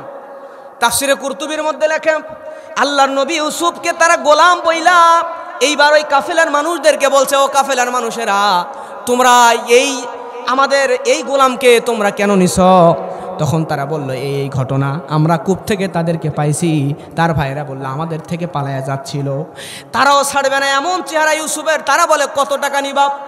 এই টাকার বিনিময়ে ইউসুফরে আমাদের কাছে দাও। তারা বলছে, তাফসিরে কুরতুবির মধ্যে লিখছে, খুবই স্বল্প দাম, 18 থেকে 22 দিনারের মতো একদম কম দাম দিয়া ইউসুফ নবীকে 10 ভাই মিলে কাফেলার কাছে আবার বিক্রি করলো। করার পরে ওই কাফেলাকে 2টা শর্ত দিল।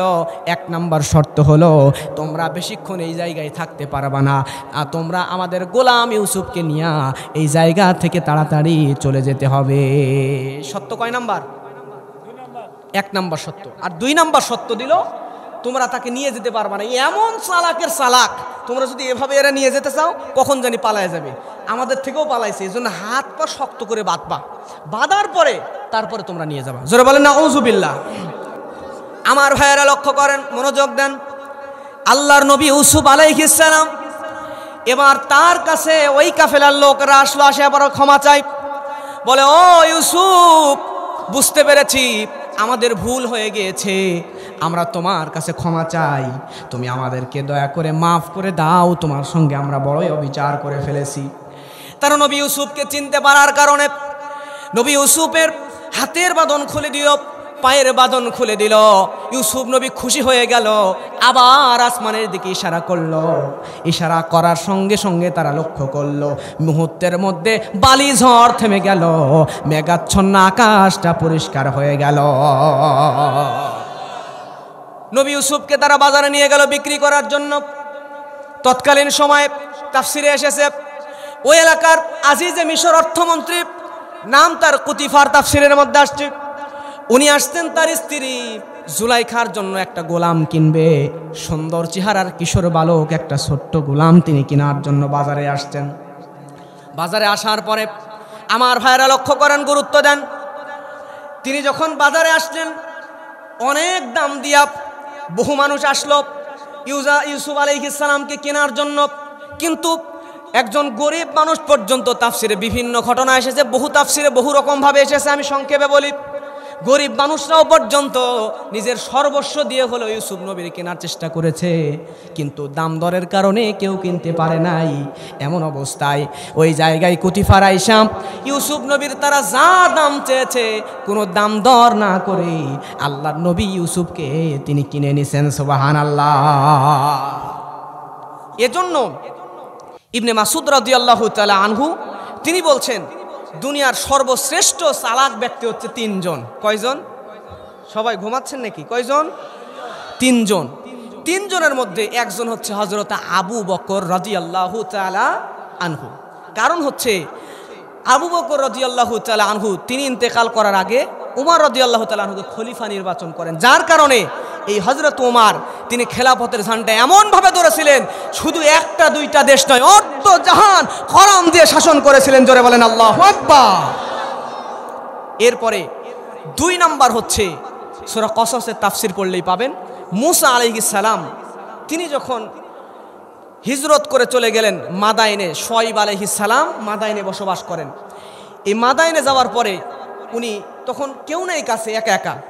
লক্ষ্য করে দেখছেন তিনটা যুবতী মেয়ে দূরে দাঁড়ায় আছে, আর সামনে একটা কূপ থেকে পুরুষ মানুষরা পানি নিচ্ছে। ওই তিনটা মেয়ে আসছে তাদের ছাগলগুলোকে পানি খাওয়ানোর জন্য, কিন্তু তারা পর্দার কারণে এই পুরুষদের মধ্যে ঢুকতেছে না। আমাদের সমাজের মেয়েরা দেখবেন মার্কেটে এমনভাবে ঠেলে ঢুকে ওই মেয়েদের মধ্যে, মানে আমরা পুরুষরাই মনে হয় মেয়ে মানুষ হয়ে গেছে, আমাদের দামই দেয় না। এক মার্কেটও দেখি একজন মেয়ে সামনে দাঁড়ায় বাজার করতেছে, কেনাকাটা করতেছে, দোকানদারের সাথে কথা বলতেছে, মানে ঝগড়া করার মতো এরকম, আর পিছনে একজন যুবক এরকম এতিমের মতো দাঁড়ায় আছে। মুরব্বীরে জিজ্ঞেস করি, মুরব্বী অবস্থা কেন? আসলে বড় বড় শহরগুলোতে বডিগার্ডের সিস্টেম আছে, বড় লোকের মেয়েদের সাথে একটা করে বডিগার্ড থাকে, কি ঠিক না? আমি বলি যে আমাদের এই ছোট ছোট শহরগুলোতে বডিগার্ড থাকার কথা নাই। মুরব্বী আসলে কি এই যুবককে? মুরব্বী বলে, হুজুর সামনে দেখতেছেন ওটা স্ত্রী, আর পিছনে এতিমের মতো দাঁড়ায় আছে ওইটা তার স্বামী। দেখে মনে হচ্ছে ওই যে বউ হচ্ছে রাজমিস্ত্রি আর স্বামী হচ্ছে জুগাড়ি। ওই তিনজন নারী দূরে দাঁড়ায় আছে। এখন ওই তিনজনের কাছ থেকে মুসা নবী তাদেরকে হেল্প করার জন্য ছাগলগুলো নিয়ে কূপ থেকে পানি উঠায় পুরুষের মধ্যে ঢুকে পানি খাওয়াই দিছে। সুবহানাল্লাহ বলেন। ওই তিনজনের মধ্যে একজন সাফিয়া, উনি আব্বার কাছে গিয়ে বলছেন, আব্বা নবী হযরতে শুআয়ব আলাইহিস সালাম গিয়ে বলছেন, আব্বা যে এরকম একটা লোক, ওই লোকটাকে আপনি আমাদের বাড়িতে এনে রাখেন। সুবহানাল্লাহ বলেন। ওই মহিলা কিন্তু জানে না যে আল্লাহর নবী মুসা, তারপরও শুধু এই ছাগলকে পানি খাওয়াইছে, উনি চিনে ফেলছেন কিছুটা এর মধ্যে আছে। এই উদারতার কারণে উনি বলছেন বাবার কাছে আমাদের বাড়িতে রাখেন। এই কথা বলার কারণে ওই মহিলাকেও ইবনে মাসউদ রাদিয়াল্লাহু তাআলা আনহু পৃথিবীর সবচাইতে চালাকদের অন্তর্ভুক্ত করেছেন। জোরে বলেন সুবহানাল্লাহ। আর 3 নাম্বার চালাক হচ্ছে কুতিফার আজিজে মিশর, যে লোকটা ইউসুফ নবীকে বিক্রির জন্য নিয়ে আসছে বাজারে। তারা বিভিন্ন মানুষ এসে দামাদামি করে, কিন্তু বিনা দর দামে এক দামে কিনে নিয়েছে। এই কারণে কুতিফারও ওই জায়গায় একজন চালাক ব্যক্তি হয়েছেন। জোরে বলেন সুবহানাল্লাহ। আমার ভাইরা লক্ষ্য করেন, এইবার একজন মন্ত্রীর বাড়িতে যাচ্ছে। এখান থেকে আমাদেরকে আল্লাহ শিক্ষা দিচ্ছেন, ও দুনিয়ার মানুষরা তোমরা ভয় করো না। ইউসুফ নবীর জীবনে পরীক্ষা, নিজের ভাইরা তাকে পিটালো, নিজের ভাইরা তাকে কূপের মধ্যে ফেলে দিল। ইউসুফ নবী কূপের মধ্যে পড়েছে, হামলা মামলার শিকার হয়েছে, নির্যাতনের শিকার হয়েছে। বিদায় ইউসুফ নবী ওই কূপ থেকে রাজপ্রাসাদে গেছে। আজকে আমাদের উপরে হামলা হয়, মামলা হয়, আমাদেরকে খুন করা হয়, খুন করা হয়। যাদের উপরে যত নির্যাতন হয় তাদেরকে আল্লাহ তাআলা বাংলার সংসদে বসে, ক্ষমতায় বসে ইসলামপন্থীদেরকে আগামীর সরকার বানাবে, ঠিক কিনা? নির্যাতন হলে, নিপীড়ন হলে, হামলা মামলা হলে, আপনার ওপর পরীক্ষা হলে আপনি টেনশনে ভেঙে পড়বেন না। ইউসুফ নবীকে যে আল্লাহ কূপ থেকে তুলে রাজপ্রাসাদে নিতে পারেন, ওই আল্লাহ আমাদেরকে ওই নির্যাতন জেলের মধ্য থেকে বাংলাদেশের প্রধানমন্ত্রী হুজুরদেরকে বানাতে পারেন কিনা? আমার ভাইয়ের আবার রাজপ্রাসাদে নিয়ে যাওয়ায় তার আগে দেখেন ওই যে গোলামরা ইউসুফ নবীকে যারা প্রথম কিনেছিল ওই কাফেলার লোকেরা ইউসুফ নবীর কিছু কেরামত দেখে ফেলেছে, কিছু মৌজেদা দেখে ফেলেছে। তারা কুতিফারকে বলছে ইউসুফকে নিয়ে যাবেন চান, কিন্তু তার আগে শর্ত হলো ইউসুফ নবী, এই বাচ্চা সাধারণ কোনো বাচ্চা নয়। তাকে যদি আপনারা নিয়ে যেতেই চান তাহলে তাকে নিয়ে গিয়ে ভালো খাবার খাওয়াবেন, ভালো জায়গায় রাখবেন, ভালো বিছানায় রাখবেন, তার যেন ঠান্ডা না লাগে এজন্য ভালো বিছানা দিবেন, ভালো ল্যাপ কাঁথা কম্বল দিবেন। জোরে জোরে বলেন না সুবহানাল্লাহ। তৎকালীন সময় সর্বোচ্চ বিলাসী জীবনযাপন যাতে করে এরকম ব্যবস্থা করে দিবেন। নবী ইউসুফকে নিয়ে যাওয়া হলো, যাওয়ার পরে জুলাইখার সামনে যখন উপস্থাপন করা হলো, শুধু জুলাইখাই নয়, আজিজে মিশরের ওই প্রাসাদের মধ্যে, কুতিফারের প্রাসাদের মধ্যে যত মানুষ, চাকর বাকর থেকে শুরু করে নিয়া মন্ত্রী পর্যন্ত সবাই নবী ইউসুফকে দেখে পাগলের মতো তাকায়া থাকে। সুবহানাল্লাহ বলেন। এত সুন্দর মানুষ আর কোনোদিন দেখি নাই। ও দুনিয়ার মুসলমানেরা লক্ষ্য করেন, এইবারে হযরত ইউসুফ আলাইহিস সালাম আস্তে আস্তে বড় হচ্ছেন। তিনি যখন যৌবনে পদার্পণ করলেন, এমন সময় জুলেখার মনের মধ্যে শয়তান কুমন্ত্রণা দান করলো। শয়তান কুমন্ত্রণা দিয়ে দিল, ইউসুফ নবী এত সুন্দর চেহারার যুবক, এই যুবককে যদি জীবনে একবার না পাই তাহলে আমি জুলাইখার জীবনটাই নষ্ট। জোরে বলেন নাউজুবিল্লাহ। ইউসুফ নবী যুবক হয়, আর জুলেখার মনের মধ্যে ইউসুফ নবীর জন্য এতদিন ছিল স্নেহ, আর এখন তৈরি হচ্ছে প্রেম। কি তৈরি হয়? প্রেম। এইবারে ইউসুফ নবীর প্রতি জুলাইখা এতটাই আসক্ত হয়ে গেল, ইউসুফ আলাইহিস সালামকে এবার নিয়ে যাওয়া হলো 10টা দরজা বিশিষ্ট এমন একটা কামরা, যেই কামরার মধ্যে সাধারণ কেউ ঢুকতে পারে না। এই কামরার মধ্যে জুলাইখার খাস দাসীকে দিয়া নবী ইউসুফকে ঢুকায় নেওয়া হলো। নবী ইউসুফ তখন যুবক মানুষ। ঢুকায় নেওয়ার পরে নবী ইউসুফ আলাইহিস সালামকে জুলাইখা প্রস্তাব দিল, ও ইউসুফ, আমি তো সুন্দর, মিশরের এমন কোনো যুবক নাই যেই যুবকরা আমি জুলাইখাকে নিয়ে স্বপ্ন না দেখে। এই যে দেখো, আমার চুলটা কত সুন্দর, আমার চোখগুলো কত সুন্দর। জোরে বলেন নাউজুবিল্লাহ। নবী ইউসুফ দুনিয়ার সবচাইতে সুন্দর, সুবহানাল্লাহ বলেন, তৎকালীন যুগের সবচাইতে সুন্দর। এত সুন্দর মানুষ হওয়ার পরেও তার সৌন্দর্য নিয়ে কোনো অহংকার আছে? কিন্তু জুলাইখা ইউসুফ নবীর তুলনায় তৎকালীন মহিলাদের মধ্যে বিশ্ব সুন্দরী, কিন্তু ইউসুফ নবীর তুলনায় কিছুই নয়। কিন্তু অন্তরের মধ্যে অহংকার। কিন্তু অহংকার থাকলে আল্লাহর নবী বলছেন, লা ইয়াদখুলুল জান্নাত মান কানা ফি কলবিহি মিসকালু যাররাতিন মিন কিবরিন। জোরে বলেন আল্লাহু আকবার। অন্তরের মধ্যে অনুপরিমাণ অহংকার যদি থাকে, সে আল্লাহর জান্নাতে যেতে পারবে? অহংকার করব কি নিয়ে? আমরা মানুষ, আমাদের অহংকার করার কিছু আছে? মুতাররিফ ইবনে আব্দুল্লাহ নামক একজন আল্লাহর ওলি রাস্তা দিয়ে হাঁটছেন। হাঁটতে হাঁটতে দেখতেছে একজন যুবকরা ভালো করে শুনবা, যুবকের নাম হচ্ছে মুহাল্লাব। যুবকের নাম কি? মুহাল্লাব।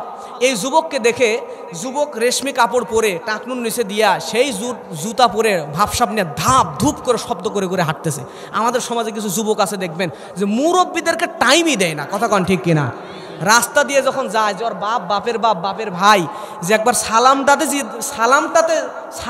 তো দিবে। কথা কন ঠিক কিনা? সালামও দেয় না, মনে হয় যে মুরব্বী ওরে সালাম দিবে। কন ঠিক কিনা? যুবক ভাইরা এই কাজ করবেন না, অহংকারের কিচ্ছু নাই। মুরব্বীদেরকে দেখলে সালাম দিবেন, সম্মান দিবেন। আর মুরব্বীরাও প্রথম অবস্থায় শেখানোর জন্য আপনি আগে সালাম দেন। আল্লাহর নবীও সর্বপ্রথম নিজেই সালাম দিতেন। কথা কন ঠিক কিনা? সালাম দিয়ে তাদেরকে শিখান। আমরা না শিখালে তারা শিখবে কেমনে? কথা কন ঠিক কিনা? এই যুবক এমনভাবে হাঁটতেছে, তখন মুতাররিফ ইবনে আব্দুল্লাহ তারে বলতেছে, ইয়া আইয়ুহা শাবাব, এদিকে আসো। হে যুবক, এদিকে আসো। যুবক কাছে আসছে। আসার পরে যুবককে জিজ্ঞাসা করছে, হে যুবক, লিমা কাহাদা তামশি আলা তরিব, তুমি কিসের এত অহংকার করছো? কি নিয়ে অহংকার করতেছো? এইভাবে পা দিয়ে ধাপধুপ করে শব্দ করে হাঁটতেছো কেন? কিসের এত অহংকার তোমার? যুবক এবার রেগে গেছে। রাগের ছুটে যুবক বলতেছে, তারিফুনি, আপনি আমরা চেনেন? আমি কে? আমি হলাম অমুক নেতার খালাতো ভাইয়ের, মামাতো ভাইয়ের, ফুফাতো বোনের, চাচাতো ভাইয়ের মায়ের, মামার, নানার, খালুর বেটার বন্ধু আমি চেনেন আপনি কে? আছে না? এরকম আছে না?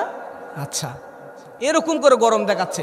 তখন মুতাররিফ ইবনে আব্দুল্লাহ, এ আলেম বিচক্ষণ ব্যক্তি, উনি তখন বলতেছে, হ্যাঁ আমি চিনি, তুমি কে? সুবহানাল্লাহ বলেন।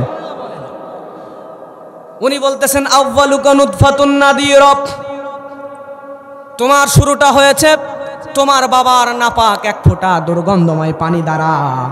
ওয়া আখিরুকা জিফাতুন কাদিরা, এবং তোমার শেষটা হবে পচা দুর্গন্ধময় লাশের দ্বারা। কথা কন ঠিক কিনা? ওয়া আনতা ফীমা বাইনা যালিকা তাহমিলুল আদিরা, কিসের অহংকার আপনার? আপনার চোখের মধ্যে ময়লা, কানের মধ্যে ময়লা, নাকের মধ্যে ময়লা। 2 দিন ব্রাশ না করলে মুখের দুর্গন্ধের সামনে দাঁড়ানো যায় না। কথা কন ঠিক কিনা? আপনার পেটের মধ্যে ময়লা, পায়খানা দিয়ে পেটটা পূর্ণ, কথা কন ঠিক কিনা? তার মানে চোখে ময়লা, কানে ময়লা, নাকে ময়লা, মুখে ময়লা, পেটে ময়লা, সারা শরীরে তো তুমি যুবক, তোমার শরীরে তো ময়লার একটা ডাস্টবিন, কথা বলেন ঠিক কিনা? তাহলে অহংকার করা যাবে? জুলাইখা অহংকার করছে রূপের, নাউজুবিল্লাহ বলেন। জুলাইখা নিজের চেহারার বর্ণনা দিচ্ছে এমন সময় নবী ইউসুফ তার প্রস্তাবে রাজি হলো না। আল্লাহর নবী ইউসুফ আলাইহিস সালাম তিনি চুপচাপ এক জায়গায় দাঁড়ানো। জুলাইখা নিজের চেহারার বর্ণনা দিতে দিতে একটা পর্যায়ে নিজের শরীরের কাপড় খোলা শুরু করে দিয়েছে। ও যুবক ভাইরা, আমরা হলে কি করতাম? নবী ইউসুফ দাঁড়ানো, জুলাইখা যখন শরীরের কাপড় খোলা শুরু করেছে, এমতো অবস্থায় ইউসুফ নবীকে ঢুকানো হয়েছে। দরজা কয়টা? জোরে বলেন কয়টা? 10টা দরজা। সমস্ত তাফসিরের মধ্যে আসছে সমস্ত দরজাগুলোর মধ্যে এমন তালা মারা হয়েছে, এমন মজবুত তালা, তৎকালীন সময়কার শক্তিশালী মজবুত লকগুলো করে দেওয়া হয়েছে, তালাগুলো মেরে দেওয়া হয়েছে। হযরত ইউসুফ বের হওয়ার কোনো আশাই নাই। কিন্তু জুলাইখা যখন নিজের শরীরের কাপড়গুলো খুলতে খুলতে নিজেকে উলঙ্গ করে ফেলতে যায়, আল্লাহর নবী ইউসুফ চিন্তাও করে না দরজা আছে না নাই, তালা আছে না নাই, আল্লাহর উপরে ভরসা করে মাথাটা নিচু করে আল্লাহ নবী ইউসুফ জুলাইখার সামনে থেকে এক দৌড় দিছে। এক দৌড় দেওয়ার পরে টাস টাস টাস টাস করে 10টা দরজা আল্লাহ খুলে দিছে। 10 দরজা খুলে গেটের সামনে যখন দাঁড়াইছে, গেটের সামনে গেছে, আর জুলাইখাও ইউসুফ নবীর পিছনে পিছনে দৌড়ায়া আয়েশা নবী ইউসুফের পিছনের কলারটা খাপ করে ধরছে। নবী ইউসুফ তাও থামে নাই। জুলাইখার হাতের মধ্যে নবী ইউসুফের জুব্বাটা ছিঁড়ে ওই জুব্বার কাপড়টা হাতের মধ্যে ধরা আছে। ইউসুফ নবী ওখানে দাঁড়ানো, আর জুলাইখার হাতের মধ্যে নবী ইউসুফের জুব্বার কাপড় কলারটা ছিঁড়ে হাতের মধ্যে আছে। কত জোরে দৌড় দিছে আর কত জোরে ধরছে। গেটের সামনে যখন দাঁড়াইছে, সামনে তাকায় দেখে মাথা খারাপ। সামনে দেখে জুলাইখার স্বামী কুতিফার আজিজে মিশরের অর্থমন্ত্রী দাঁড়ানো আছে। জুলাইখা মেয়ে মানুষ, মেয়ে মানুষ হলো শয়তান, শয়তানের খালাতো বোন, কথা কোন ঠিক কিনা? জুলাইখার সাথে সাথে পুরাই চেঞ্জ হয়ে গেছে। এতক্ষণ মনে হচ্ছিল ইউসুফের সঙ্গে তার প্রেম ভালোবাসা, ইউসুফকে সে চাচ্ছিল, আর এখন এমন ভাব স্বামীর সামনে দেখায় যে প্রাণের স্বামী, আপনি যে গোলামকে কিনে আনছেন, বাড়িতে খাওয়াইছেন, পুষছেন, ওই গোলাম আপনার স্ত্রীকে ধর্ষণ করতে লাগছিল। নাউজুবিল্লাহ। এখন স্বামী কি করবে? স্ত্রীর দিকে যাবে না নবী ইউসুফের দিকে যাবে? সে জানে ইউসুফ এরকম কাজ করতে পারে না, কিন্তু এখন আপনার বাড়িতে এরকম ঘটনা যদি ঘটতো, এখন একজন ভালো আলেম, ভালো মানুষ, আপনি জানেন সে এরকম কাজ করবে না, তারপরও আপনি তার পক্ষে নিতেন না নিজের পরিবারের, নিজের লোকের পক্ষ নিতেন? নিজের সম্মানটাই আগে মনে করতেন আর আরেকজনের উপর দোষটা পাইতেন, কথা কন ঠিক কিনা? এবার অর্থমন্ত্রী করলো কি? নিজের স্ত্রীর মান ইজ্জত সম্মান বাঁচানোর জন্য সেবা হযরত ইউসুফ আলাইহিস সালামকে জেলের মধ্যে ভরে দিল। জেলের মধ্যে ভরে দেওয়ার পরে এইবারে এই ঘটনা ওই জুলাইখার যেই দাসী ইউসুফ নবীকে ঘরের মধ্যে নিয়ে এসেছিল, এই দাসীর চারিদিকে যখন প্রচার করে দিল, প্রচার করে দেওয়ার পরে অন্য মন্ত্রীর স্ত্রীরা তারা একে অপরকে বলাবলি করছে, আজিজে মিশর কুতিফারের স্ত্রী হয়ে জুলাইখা হয়ে সে একজন গোলামের প্রেমে মজেছেন, সে একজন গোলামের প্রেমে মজেছেন। এই ঘটনা সবার মধ্যে যখন কথাটা চলে গেল, সঙ্গে সঙ্গে তাফসিরে আসছে আল্লাহর নবী হযরত ইউসুফ আছে জেলে, আর এইদিকে হযরতে ইউসুফের সামনেই জুলাইখা করলো কি, ওই নারী যারা তাকে নিয়ে বলা বলি করছে যে একজন রানীর মতো এত মন্ত্রীর স্ত্রী হয়ে গোলামের সঙ্গে পরকিয়া, এটা তো মেনে নেওয়ার মতো নয়। সঙ্গে সঙ্গে জুলাইখা করলো কি, যারা যারা এই কথা বলছিল ওই নারীদেরকে নিয়ে আসলো, প্রত্যেকের কাছে ফল দিল আর ছুরি দিল। দেওয়ার পরে তাদেরকে বলল, তোমরা এবার ফলটা কেটে খাওয়া শুরু করো। ও ভাইরা আমার লক্ষ্য করেন, তাদেরকে বোঝাতে যায় আমি কেন ইউসুফের প্রেমে মজেছি। তোমরা দেখো মিশরের নারী, আমি কেন ইউসুফের প্রেমে মজেছি। তাদের হাতের মধ্যে ফল দিয়ে দেওয়া হলো। এবার তার ওই ফলটা নিল, নেওয়ার পরে ফল কাটতে যাবে, এমন সময় নবী ইউসুফকে ওই ঘরের মধ্যে নিয়ে আসা হলো। দরজা খুলে যেই না ইউসুফ নবী ঘরের মধ্যে আসছে, ওই নারীরা ফল কাটবে কি চাকু দিয়ে নিজের হাত কেটে রক্তাক্ত করে ফেলে, তাও হুঁশ নাই। ইউসুফ নবীর চেহারাই তারা পাগল হয়ে গেছে। সুবহানাল্লাহ। প্রিয় ভাইয়েরা আমার, নবী ইউসুফকে প্রস্তাব দেওয়া হলো, ইউসুফ তুমি যদি আমার প্রস্তাব মেনে নাও তাহলে তোমাকে মুক্ত করে দেওয়া হবে, আর যদি আমার প্রস্তাব না মানো তাহলে তোমাকে জেলের মধ্যে বন্দি করা হবে। ইউসুফ নবী কি প্রস্তাব মানবে নাকি? আমাদের আল্লামা সাইদি হুজুর, আমার বড়ই কষ্ট লাগে, আজকে যদি উনি পীর মুরিদি করতেন বাংলাদেশের সব চাইতে বড় পীর হতে পারতেন। কথা বলেন ঠিক কিনা? উনি যদি মন্ত্রিত্ব চাইতেন এখনো মন্ত্রী হয়ে থাকতে পারতেন। উনি যদি টাকা পয়সা চাইতেন 10 তলা 20 তলা 50 তলা বাড়িও তিনি করতে পারতেন, কিন্তু শাহাদত কামনা করেছেন বিধায় জেলের মধ্যে জীবনের শেষ 13টি বছর আমৃত্যু কারাদণ্ড ভোগ করেছেন, তারপরে বাতিলের কাছে মাথা নত করে নাই। बातिल से दबने वाले, बातिल से दबने वाले आसमान ही हम सोबर कर चुका है तो इम्तिहान हमारा। लिल्लाह तकबीर। মুসলমান বাতিলের কাছে মাথা নত করে না, চিরকাল আকাশ আর জমিন তার প্রমাণ দিয়েছে। কথা কোন ঠিক কিনা? আজকে আমরা নবী ইউসুফের মতো আমরা যদি আজকে ওই নারীদের প্রলোচনায় না পড়ে, সামান্য টাকা পয়সার লোভে না পড়ে নবী ইউসুফের মতো যদি কারাবরণ করতাম, আল্লামা সাইদির মতো সবাই যদি হতে পারতাম, তাহলে আজকেও এই জমিন না তাম পৃথিবী মুসলমানদের অনুরস্ত আল্লাহ করে দিতেন। কথা বলেন ঠিক কিনা? কারণ কবি বলেছেন, চীনো আরব হামারা, চীনো আরব হামারা, हिंदुस्तान भी हमारा, मुस्लिम है हम वतन है सारा जहां हमारा। लिल्लाह तकबीर। আমরা হলাম মুসলমান, চীন আমাদের, আরব আমাদের, হিন্দুস্তানও আমাদের, আমরা মুসলমান, তাম দুনিয়ায় তো আমরা মুসলমানদের জন্মস্থান। কথা কোন ঠিক কিনা? ও ভাইয়েরা, নবী ইউসুফ আলাইহিস সালামকে এবারে প্রস্তাব দেওয়া হলো, উনি এবার স্বেচ্ছায় কারাবরণ করতে রাজি হয়ে গেলেন। এইবারে আল্লাহ রাব্বুল আলামিন কোরআনের মধ্যে বলছেন, ক্বালা রাব্বিস সিজনু আহাব্বু ইলাইয়া মিম্মা ইয়াদউনানি ইলাইহি ওয়া ইল্লা তাসরিফ আন্নি কাইদাহুন্না আসবু ইলাইহিন্না ওয়া আকুম মিনাল জাহিলিন। লক্ষ্য করেন, আল্লাহ রাব্বুল আলামিন বলছেন, ইউসুফ নবী বলেন, ক্বালা রাব্বিস সিজনু আহাব্বু ইলাইয়া মিম্মা ইয়াদউনানি ইলাইহি ওয়া ইল্লা তাসরিফ আন্নি কাইদাহুন্না আসবু ইলাইহিন্না ওয়া আকুম মিনাল জাহিলিন। আল্লাহ এখানে কোরআনের মধ্যে বলছেন, ইউসুফ নবী বলছেন, হে রব, তারা আমাকে যেই কাজের জন্য আহ্বান করেছে তার চাইতে আমি ইউসুফের জন্য কারাগারই ভালো। জোরে বলেন সুবহানাল্লাহ। ইউসুফ নবী ইচ্ছাকৃত কারাগার বেছে নিলেন। বেছে নেওয়ার পরে কারাগারের মধ্যে জেল খাটছেন, প্রায় কয়েকটা বছর পার হয়ে গেল।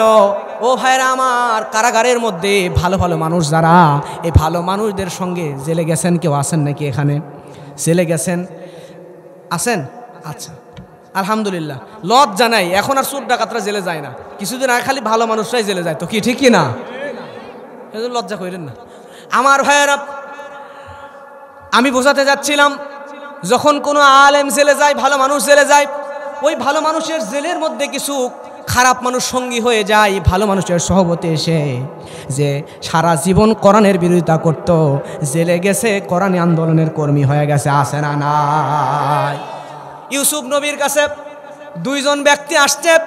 আসার পরে নবী ইউসুফের একদম খাস লোক হয়ে গেছে। এই দুইজন ব্যক্তি রাতের বেলা ঘুমাইছে, ঘুমার পরে ঘুমের মধ্যে স্বপ্ন দেখছে। একজন স্বপ্ন দেখতেছে উনি মদ ঢালতেছেন, আর একজনের হাতে দিচ্ছেন, সে খাচ্ছে। আর একজন ব্যক্তি স্বপ্ন দেখেছে মাথার ওপর এমন করে রুটি ধরে আছে, আর এই রুটিটা কাক যে টুকায় টুকায় খাচ্ছে। এই স্বপ্ন দেখে পরের দিন নবী ইউসুফের কাছে গিয়ে বলল, ইউসুফ, আমরা তো এই স্বপ্ন দেখেছি, সঙ্গে সঙ্গে আল্লাহর নবী ইউসুফ ওই যে বাবা ইয়াকুব বলেছিল তোমারে আল্লাহ কয়েকটা নিয়ামত দিয়েছেন, তার মধ্যে অন্যতম হলো তুমি ইউসুফ স্বপ্নের ব্যাখ্যা যা করবা ভুল হবে না, সঠিক হয়ে যাবে। সুবহানাল্লাহ। নবী ইউসুফ বলল স্বপ্নের ব্যাখ্যা হলো তোমার যেই ব্যক্তি মদ ঢেলে ঢেলে দিচ্ছে এই ব্যক্তি জেল থেকে মুক্তি পাবে, এমনকি এই রাজ্যের মিশরের প্রধানমন্ত্রী যিনি তার একদম কাছের মানুষ হয়ে যাবে এবং তাকে মদ ঢেলে ঢেলে খাওয়াবে, শরাব খাওয়াবে। জোরে বলেন আল্লাহু আকবার। আর একজনের স্বপ্নের ব্যাখ্যা দিল তোমাকে জেল থেকে বের করা হবে, এরপরে শুলে চড়ানো হবে, আর তোমার মাথার মধ্যে ঠুকায়া ঠুকায়া চিল শকুন কাকে তোমার মাথার মগজগুলো খাবে। আল্লাহু আকবার। ইউসুফ নবী যেই ব্যক্তি বাদশার খাস লোক হবে তার কাছে বলল আমি যে স্বপ্নের ব্যাখ্যা জানি এই কথাটা তুমি বাদশার কাছে বলে দিবা। সঙ্গে সঙ্গে ওই লোকটা বলল আচ্ছা ঠিক আছে। কয়েকদিন পরে ওই দুইজনকে নিয়ে যাওয়া হলো নবী ইউসুফের ব্যাখ্যা অনুযায়ী। একজনকে নিয়ে যাওয়া শুলে চড়ানো হলো, তার মাথার মধ্যে ওই মগজগুলো কাকে টুকায় টুকায় খেলেও তাকে হত্যা করা হলো। আর একজনকে বাদশার একদম নিকটের মানুষ বানায় দেওয়া হলো। বাদশার নিকটস্থ ব্যক্তি হয়ে গেল, কিন্তু সুখে থাকতে তো ভূতে খেলায় অতীতকে ভুলে যায়, আসে না নাই? নবী ইউসুফ যে ব্যাখ্যার কথা বলেছে এইটা তার মনে নাই। হঠাৎ করে ওই রাজ্যের বাদশা এমন একটা ভয়ানক স্বপ্ন দেখলো। আল্লাহ কোরআনের মধ্যে বলছেন, আল্লাহ বলেন ওয়াকালাল মালিকু ইন্নী আরা সাবআ বাকারাতিন সিমানি ইয়াকুলুহুন্না সাবউন ইজাফ ওয়া সাবআ সুমবুলাতিন খুদরিন ওয়া উখরা ইয়াবিসাত। জোরে বলেন আল্লাহু আকবার। আল্লাহ রাব্বুল আলামিন বলছেন বাদশা স্বপ্নের মধ্যে দেখলো 7টা মোটা তাজা গরু। এই 7টা মোটা তাজা গরুকে 7টা জীর্ণ শীর্ণ অসুস্থ গাভীতে মোটা তাজা গরুকে গিলে খেলছে। এরপরে আবার স্বপ্নে দেখলো 7টা রঙিন সবুজ শীষ। জোরে বলেন সুবহানাল্লাহ। ফসলের তরতাজা 7টা শীষ। এখন এরকম স্বপ্ন দেখছে, তখন আবার স্বপ্নে বিশ্বাসী মানুষ বেশি ছিল। বাদশা চিন্তায় পড়ে গেল এই স্বপ্নের ব্যাখ্যা কোথায় পাবো। বাদশা বিভিন্ন জ্যোতিষীদেরকে ডাকলো, ডেকে বলে যে স্বপ্নের ব্যাখ্যার ব্যবস্থাটা করে দাও। কোথায় পাওয়া যায় স্বপ্নের ব্যবস্থা ব্যাখ্যা? সব মানুষরা চেষ্টা করেও কেউ বাদশার মন মতো ব্যাখ্যা দিতে পারলো না। আল্লাহু আকবার বলেন। এরপরে বাদশার কাছের লোক মদ সাপ্লাই করে যে ব্যক্তি, শরাব খাওয়ায়, ওর মনে পড়ছে ইউসুফ তো আমাদেরকে এই ব্যাখ্যা দিয়েছিল, মিলে গেছে। বাদশারে ইউসুফের কথা বলি। বাদশারে বলছে যাবো না, আপনার জেলের মধ্যে এমন একজন কয়েদি আছে যেই কয়েদি যা স্বপ্নের ব্যাখ্যা দেয় তাই হয়। সুবহানাল্লাহ বলেন। ইউসুফ নবীকে বের করা হলো, করার পরে বলা হলো নবী ইউসুফ তুমি বলো যে এই স্বপ্নের ব্যাখ্যা কি। আল্লাহ নবী ইউসুফ সঙ্গে সঙ্গে বলে দিল এই 7টা মোটা তাজা গরুকে 7টা জীর্ণ শীর্ণ অসুস্থ গরুতে খেয়ে ফেলছে। কারণ হচ্ছে আপনার এই এলাকার মধ্যে 7 বছর প্রায় দুর্ভিক্ষ হবে, এরপরের কয়েক বছর দুর্ভিক্ষ হবে, তার কয়েক বছর পরে আর প্রথম কয়েক বছর ভালো ফসল হবে, তার কয়েক বছর খুব দুর্ভিক্ষ হবে। এরকম কথা শুনল। শোনার পরে বলল এই যে 7টা সবুজ শীষ, ফসলের শীষ দেখানোর পরে বলল এই ফসলের শীষ দ্বারা বোঝালো ফসল ভালো হবে। আমার ভাইরা এই কথা শোনার পরে বাদশা খুশি হয়ে গেল। তার মানে আমাদের করণীয় কি? নবী ইউসুফ বলল করণীয় হলো প্রথম যেই ফসলগুলো ভালো ভালো ফসল হবে এই ফসলগুলো আমরা খাওয়ার পরে যদি মজুত করতে পারি তাহলে দুর্ভিক্ষের ওই কয়েকটা বছর আমাদের আর কোনো অসুবিধা হবে না। সুবহানাল্লাহ, আল্লাহু আকবার। এবারে বাচ্চা খুশি হয়ে গেল। যাওয়ার পরে বলে এই ইউসুফ তোমারে আমি মুক্ত করে দিতে চাই, এমন ব্যাখ্যা তো কেউ দিতে পারে নাই, তোমার আমি মুক্ত করে দিলাম। আল্লাহু আকবার। নবী ইউসুফ বলে আমি মুক্ত হতে চাই না। আরেকবার বলেন না আল্লাহু আকবার। কারণ আমাকে অপবাদ দেওয়া হয়েছে, আমাকে খুনি বানানো হয়েছে, আমাকে ধর্ষক বানানো হয়েছে, আমাকে মানবতা বিরোধী অপরাধী বানানো হয়েছে। আমি এগুলা আগে খোলসা করে নিতে চাই, তারপরে মুক্ত হতে চাই। সুবহানাল্লাহ। আল্লামা সাইদি হুজুর সব বহু আলেম ওলামাকে ধর্ষক বানানো হয়েছে, খুনি বানানো হয়েছে, মানবতা বিরোধী অপরাধী বানানো হয়েছে, কিন্তু এটিএম আজহারুল ইসলামকে আল্লাহ মুক্ত করে দেখাই দিয়েছে আসলে কেউ অপরাধী ছিল না, সবাইকে মিথ্যা মামলা দিয়া ফাঁসায়া শহীদ করে দেওয়া হয়েছে। ঠিক কিনা আমার ভাইয়েরা? লক্ষ্য করেন আল্লাহর নবী ইউসুফ আলাইহিস সালাম সঙ্গে সঙ্গে বলল আমি এভাবে মুক্ত হতে চাই না, কারণ হলো যালিকা লিয়ালামা আন্নী লাম আখুনহু বিল গায়বি ওয়া আন্নাল্লাহা লা ইয়াহদি কাইদাল খাইনিন। আল্লাহ রাব্বুল আলামিন বলছেন, ইউসুফ নবী তখন বলল, এটা এই কারণে আমি এজন্যই মুক্ত হতে চাই না যেন আজিজে মিশর অর্থাৎ ওই কুতিফার যেন জেনে নেয় আমি গোপনে তার বাড়িতে থাকছি, তার বাড়িতে খাইছি, কিন্তু গোপনে আমি তার সঙ্গে প্রতারণা করিনি, তার বিবির সঙ্গে আমি খারাপ আচরণ করিনি, এটা যেন সে বুঝতে পারে। এজন্য আমি প্রমাণ দিয়া তারপরে মুক্ত হতে চাই। জোরে বলেন সুবহানাল্লাহ। এবারে লক্ষ্য করেন প্রমাণ হলো কেমনে। নবী আল্লাহ নবী ইউসুফ আলাইহিস সালাম এবারে সঙ্গে সঙ্গে এ কথা বলল। বাদশা তখন সঙ্গে সঙ্গে তার চারিদিকে ঘোষণা করে দিল ইউসুফ নবীর এই বিষয়টা পুনরায় তদন্ত করা হোক। এইবারে পুনরায় তদন্তর জন্য লোক পাঠায় দিল। লোক যাইয়া ভালোভাবে তদন্ত করলো, করার পরে আবারও বিচারের কাঠগড়ায় সবাইকে দাঁড় করানো হলো।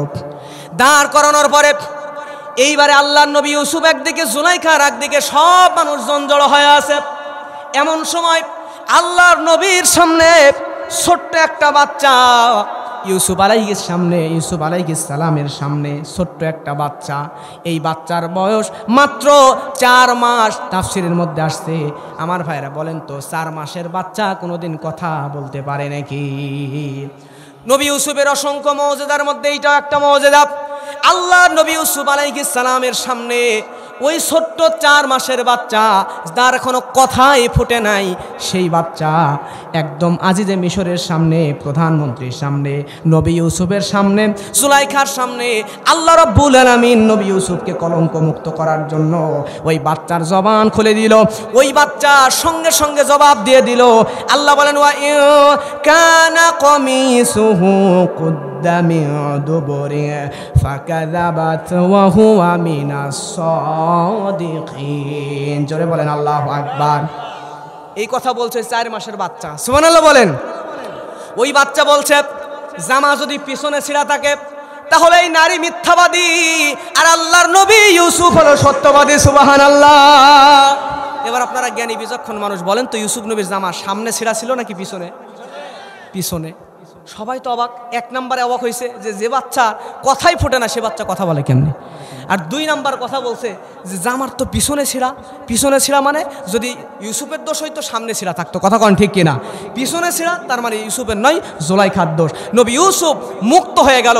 মুক্ত হওয়ার পরে ইউসুফ নবীকে বাদশা বলল যে আমি এবার তোমার জন্য কি করতে পারি?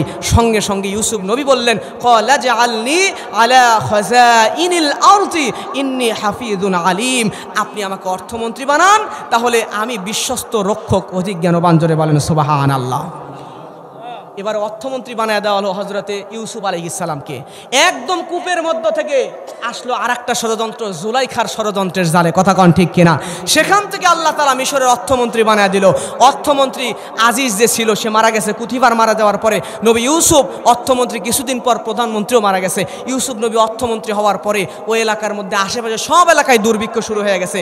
কিন্তু ওনার ওই যুক্তির কারণে খাবার জমা আছে না নাই? খাবার জমা আছে। ওই 10 ভাই, বুঝবেন ভালো করে, 10 ভাই তারা আসছে খাবার নেওয়ার জন্য। দুর্ভিক্ষ, খাবার নাই। 10 ভাই আসছে খাবার নেওয়ার জন্য। কার কাছে? ইউসুফের কাছে। ইউসুফ রেছে না? সুবহানাল্লাহ বলেন। আসার পরে ইউসুফ নবীর কাছে আসছে আয়সা। নবী ইউসুফকে বলছে, আমাদেরকে মহামান্য মন্ত্রী, আমাদেরকে একটু খাবার দেন, আমরা খাবারের হয়ে মারা যাচ্ছে, আমাদের বৃদ্ধ বাবা আছে, বৃদ্ধা মা আছে, ছোট একটা ভাই আছে, এই যে আমরা এতগুলো মানুষ ছেলে মেয়ে নিয়ে কেমনে বাঁচি, একটু খাবারের ব্যবস্থা করে দেন। তখন ইউসুফ নবী 10 ভাইকে চিনতে পারছে কি পারে নাই? 10 ভাইকে এবার ইউসুফ নবী বলছে, শর্ত দিলাম, তোমাদের আর একটা ছোট ভাই আছে, নাম কি? বিনিয়ামিন। তারে যদি আনতে পারো তাইলে খাবার দেবো, নাহলে দিব না। জোরে বলেন আল্লাহু আকবার। কিন্তু যাওয়ার আগে এই চাদরটা নিয়ে যাও। প্রিয় ভাইরা আমার, এইবারে 10 ভাই বাবার কাছে গেছে, যা বলছে, আব্বা আমরা 10 জন গিয়েছিলাম মিশরের অর্থমন্ত্রীর কাছে, আমাদেরকে খাবার দিবে না বলেছে, কিন্তু আমাদেরকে খাবার দিবে, শর্ত হলো আপনার ছোট ছেলে বিনিয়ামিনকে সঙ্গে করে মিশরে নিয়ে যাওয়া লাগবে। সঙ্গে সঙ্গে বাবা দিতে চায় না, কারণ জানে ছেলেগুলো ভণ্ড। ছেলেগুলো কি? এর আগে একবার ইউসুফরে নিয়ে গেছে, এভাবেই নিয়ে যা, আর ফিরে আনে নাই। এখন বাবা তিনি অসুস্থ হয়ে গেছেন, দুর্বল হয়ে গেছেন, বাবার একমাত্র সম্বল ছোট ছেলে বিয়ামিন, তাকে ছেড়ে দিলে তো আমার আর কিছুই থাকবে না। ইয়াকুব নবী দেবে না এমন সময় ভাইরা বলে, আব্বা মিশরের অর্থমন্ত্রী চাদরটা আপনার জন্য হাদিয়া পাঠাইছে। ওনার দৃষ্টিশক্তি একদম কমে গিয়েছিল অসুস্থতার কারণে। ওই চাদরটা যেই না নাকের মধ্যে ধরছে, আল্লাহর নবী ইউসুফের গায়ের গন্ধের কারণে, সুরদানের কারণে আল্লাহ তাআলা তার চোখের দৃষ্টিশক্তি বাড়া দিয়েছেন। তিনি বুঝতে পেরেছেন এইটার কারো চাদর না, আমার ছেলে ইউসুফের চাদর। সুবহানাল্লাহ। এইবারে আমার ভাইরা লক্ষ্য করেন, শুরুর আয়াত, ওয়াজ কিন্তু শেষ। শুরুর আয়াত আল্লাহ রাব্বুল আলামিন বলেন, إذ قال يوسف لأبيه يا أبت إني رأيت 11 كوكبا والشمس والقمر رأيتهم لي ساجدين। আর জোরে বলেন আল্লাহু আকবার। 11টা নক্ষত্র, চন্দ্র আর সূর্য সেজদা করে কার পায়ে? ইউসুফের পায়ে। এইবারে ইউসুফ আলাইহিস সালামের ওই 10 ভাই, সাথে ছোট ভাই বিনিয়ামিন, কয়জন? আরো জোরে বলেন কয়জন? 11 জন ভাই। সঙ্গে ইউসুফ নবীর পিতা হযরত ইয়াকুব আলাইহিস সালাম এবং ইউসুফ নবীর খালা, যাকে পরবর্তীতে বিয়ে করেছিলেন ইয়াকুব আলাইহিস সালামের দ্বিতীয় পরের স্ত্রী, ওনাকে সঙ্গে করে নিয়ে 10 ভাই, সঙ্গে ছোট ভাই, তার সঙ্গে পিতা এবং মাতা, সবাইকে সঙ্গে করে নিয়ে এবার মিশরের উদ্দেশ্যে রওনা দিলেন। মিশরের উদ্দেশ্যে রওনা দিয়া মিশরে যখন প্রবেশ করলেন, বাবা ইয়াকুব আলাইহিস সালাম ইউসুফ নবীকে দেখে চিনতে পারলেন। এই ইউসুফ নবীকে আল্লাহ এত সম্মান দিছে, এই ইউসুফ নবীকে আল্লাহ এই মিশরের অর্থমন্ত্রী বানায় দিয়েছে। সুবহানাল্লাহ। বাবা আর সহ্য করতে পারলো না, আমার কলিজার টুকরার সন্তান ইউসুফ, তুমি মিশরের অর্থমন্ত্রী হয়ে গেছো রে বাবা। আমি বাবা তোমার সম্মান সুযোগ সেজদা করলাম। ইয়াকুব নবী সন্তানের কাছে সেজদায় পড়ে গেল। ইয়াকুব নবীর সঙ্গে তার স্ত্রী সেজদায় পড়ে গেল। নবীকে চন্দ্রের সূর্যের সঙ্গে তুলনা করা হয়েছে, নবীর স্ত্রী চন্দ্রের সঙ্গে তুলনা করা হয়েছে। আর 11 জন ভাই, 10 ভাই আর ছোট ভাই বিনিয়ামিন 11 ভাই, তাদেরকে 11টা নক্ষত্রের সঙ্গে তুলনা করা হয়েছে। 11 ভাই সেজদায় পড়ে গেল, বাবা সেজদায় পড়ে গেল, মা সেজদায় পড়ে গেল। এজন্য আল্লাহ বলেন, وَإِذْ قَالَ يُوسُفُ لِأَبِيهِ يَا أَبَتِ إِنِّي رَأَيْتُ 11 كَوْكَبًا وَالشَّمْسَ وَالْقَمَرَ رَأَيْتُهُمْ لِي سَاجِدِينَ। জোরে বলেন আল্লাহু আকবার। 11 জন ভাই, 11টা নক্ষত্র, বাবা মা চন্দ্র সূর্য সবাই ভাইয়ের পায়ে সেজদা করলো। স্বপ্নকে আল্লাহ বাস্তবায়ন করে দিল। জোরে বলেন আল্লাহু আকবার। প্রিয় ভাইরা, অনেক কষ্ট দিয়ে ফেলেছি, সময়ের চাইতে বেশি সময় নিয়ে ফেলেছি। আপনাদের জন্য আল্লাহ সুবহানাহু ওয়া তাআলার কাছে খাস করে দোয়া করব। সবাই একসাথে আল্লাহর কাছে একটু কেঁদে কেঁদে দোয়া করে সবাই বাসায় যাবো ইনশাআল্লাহ।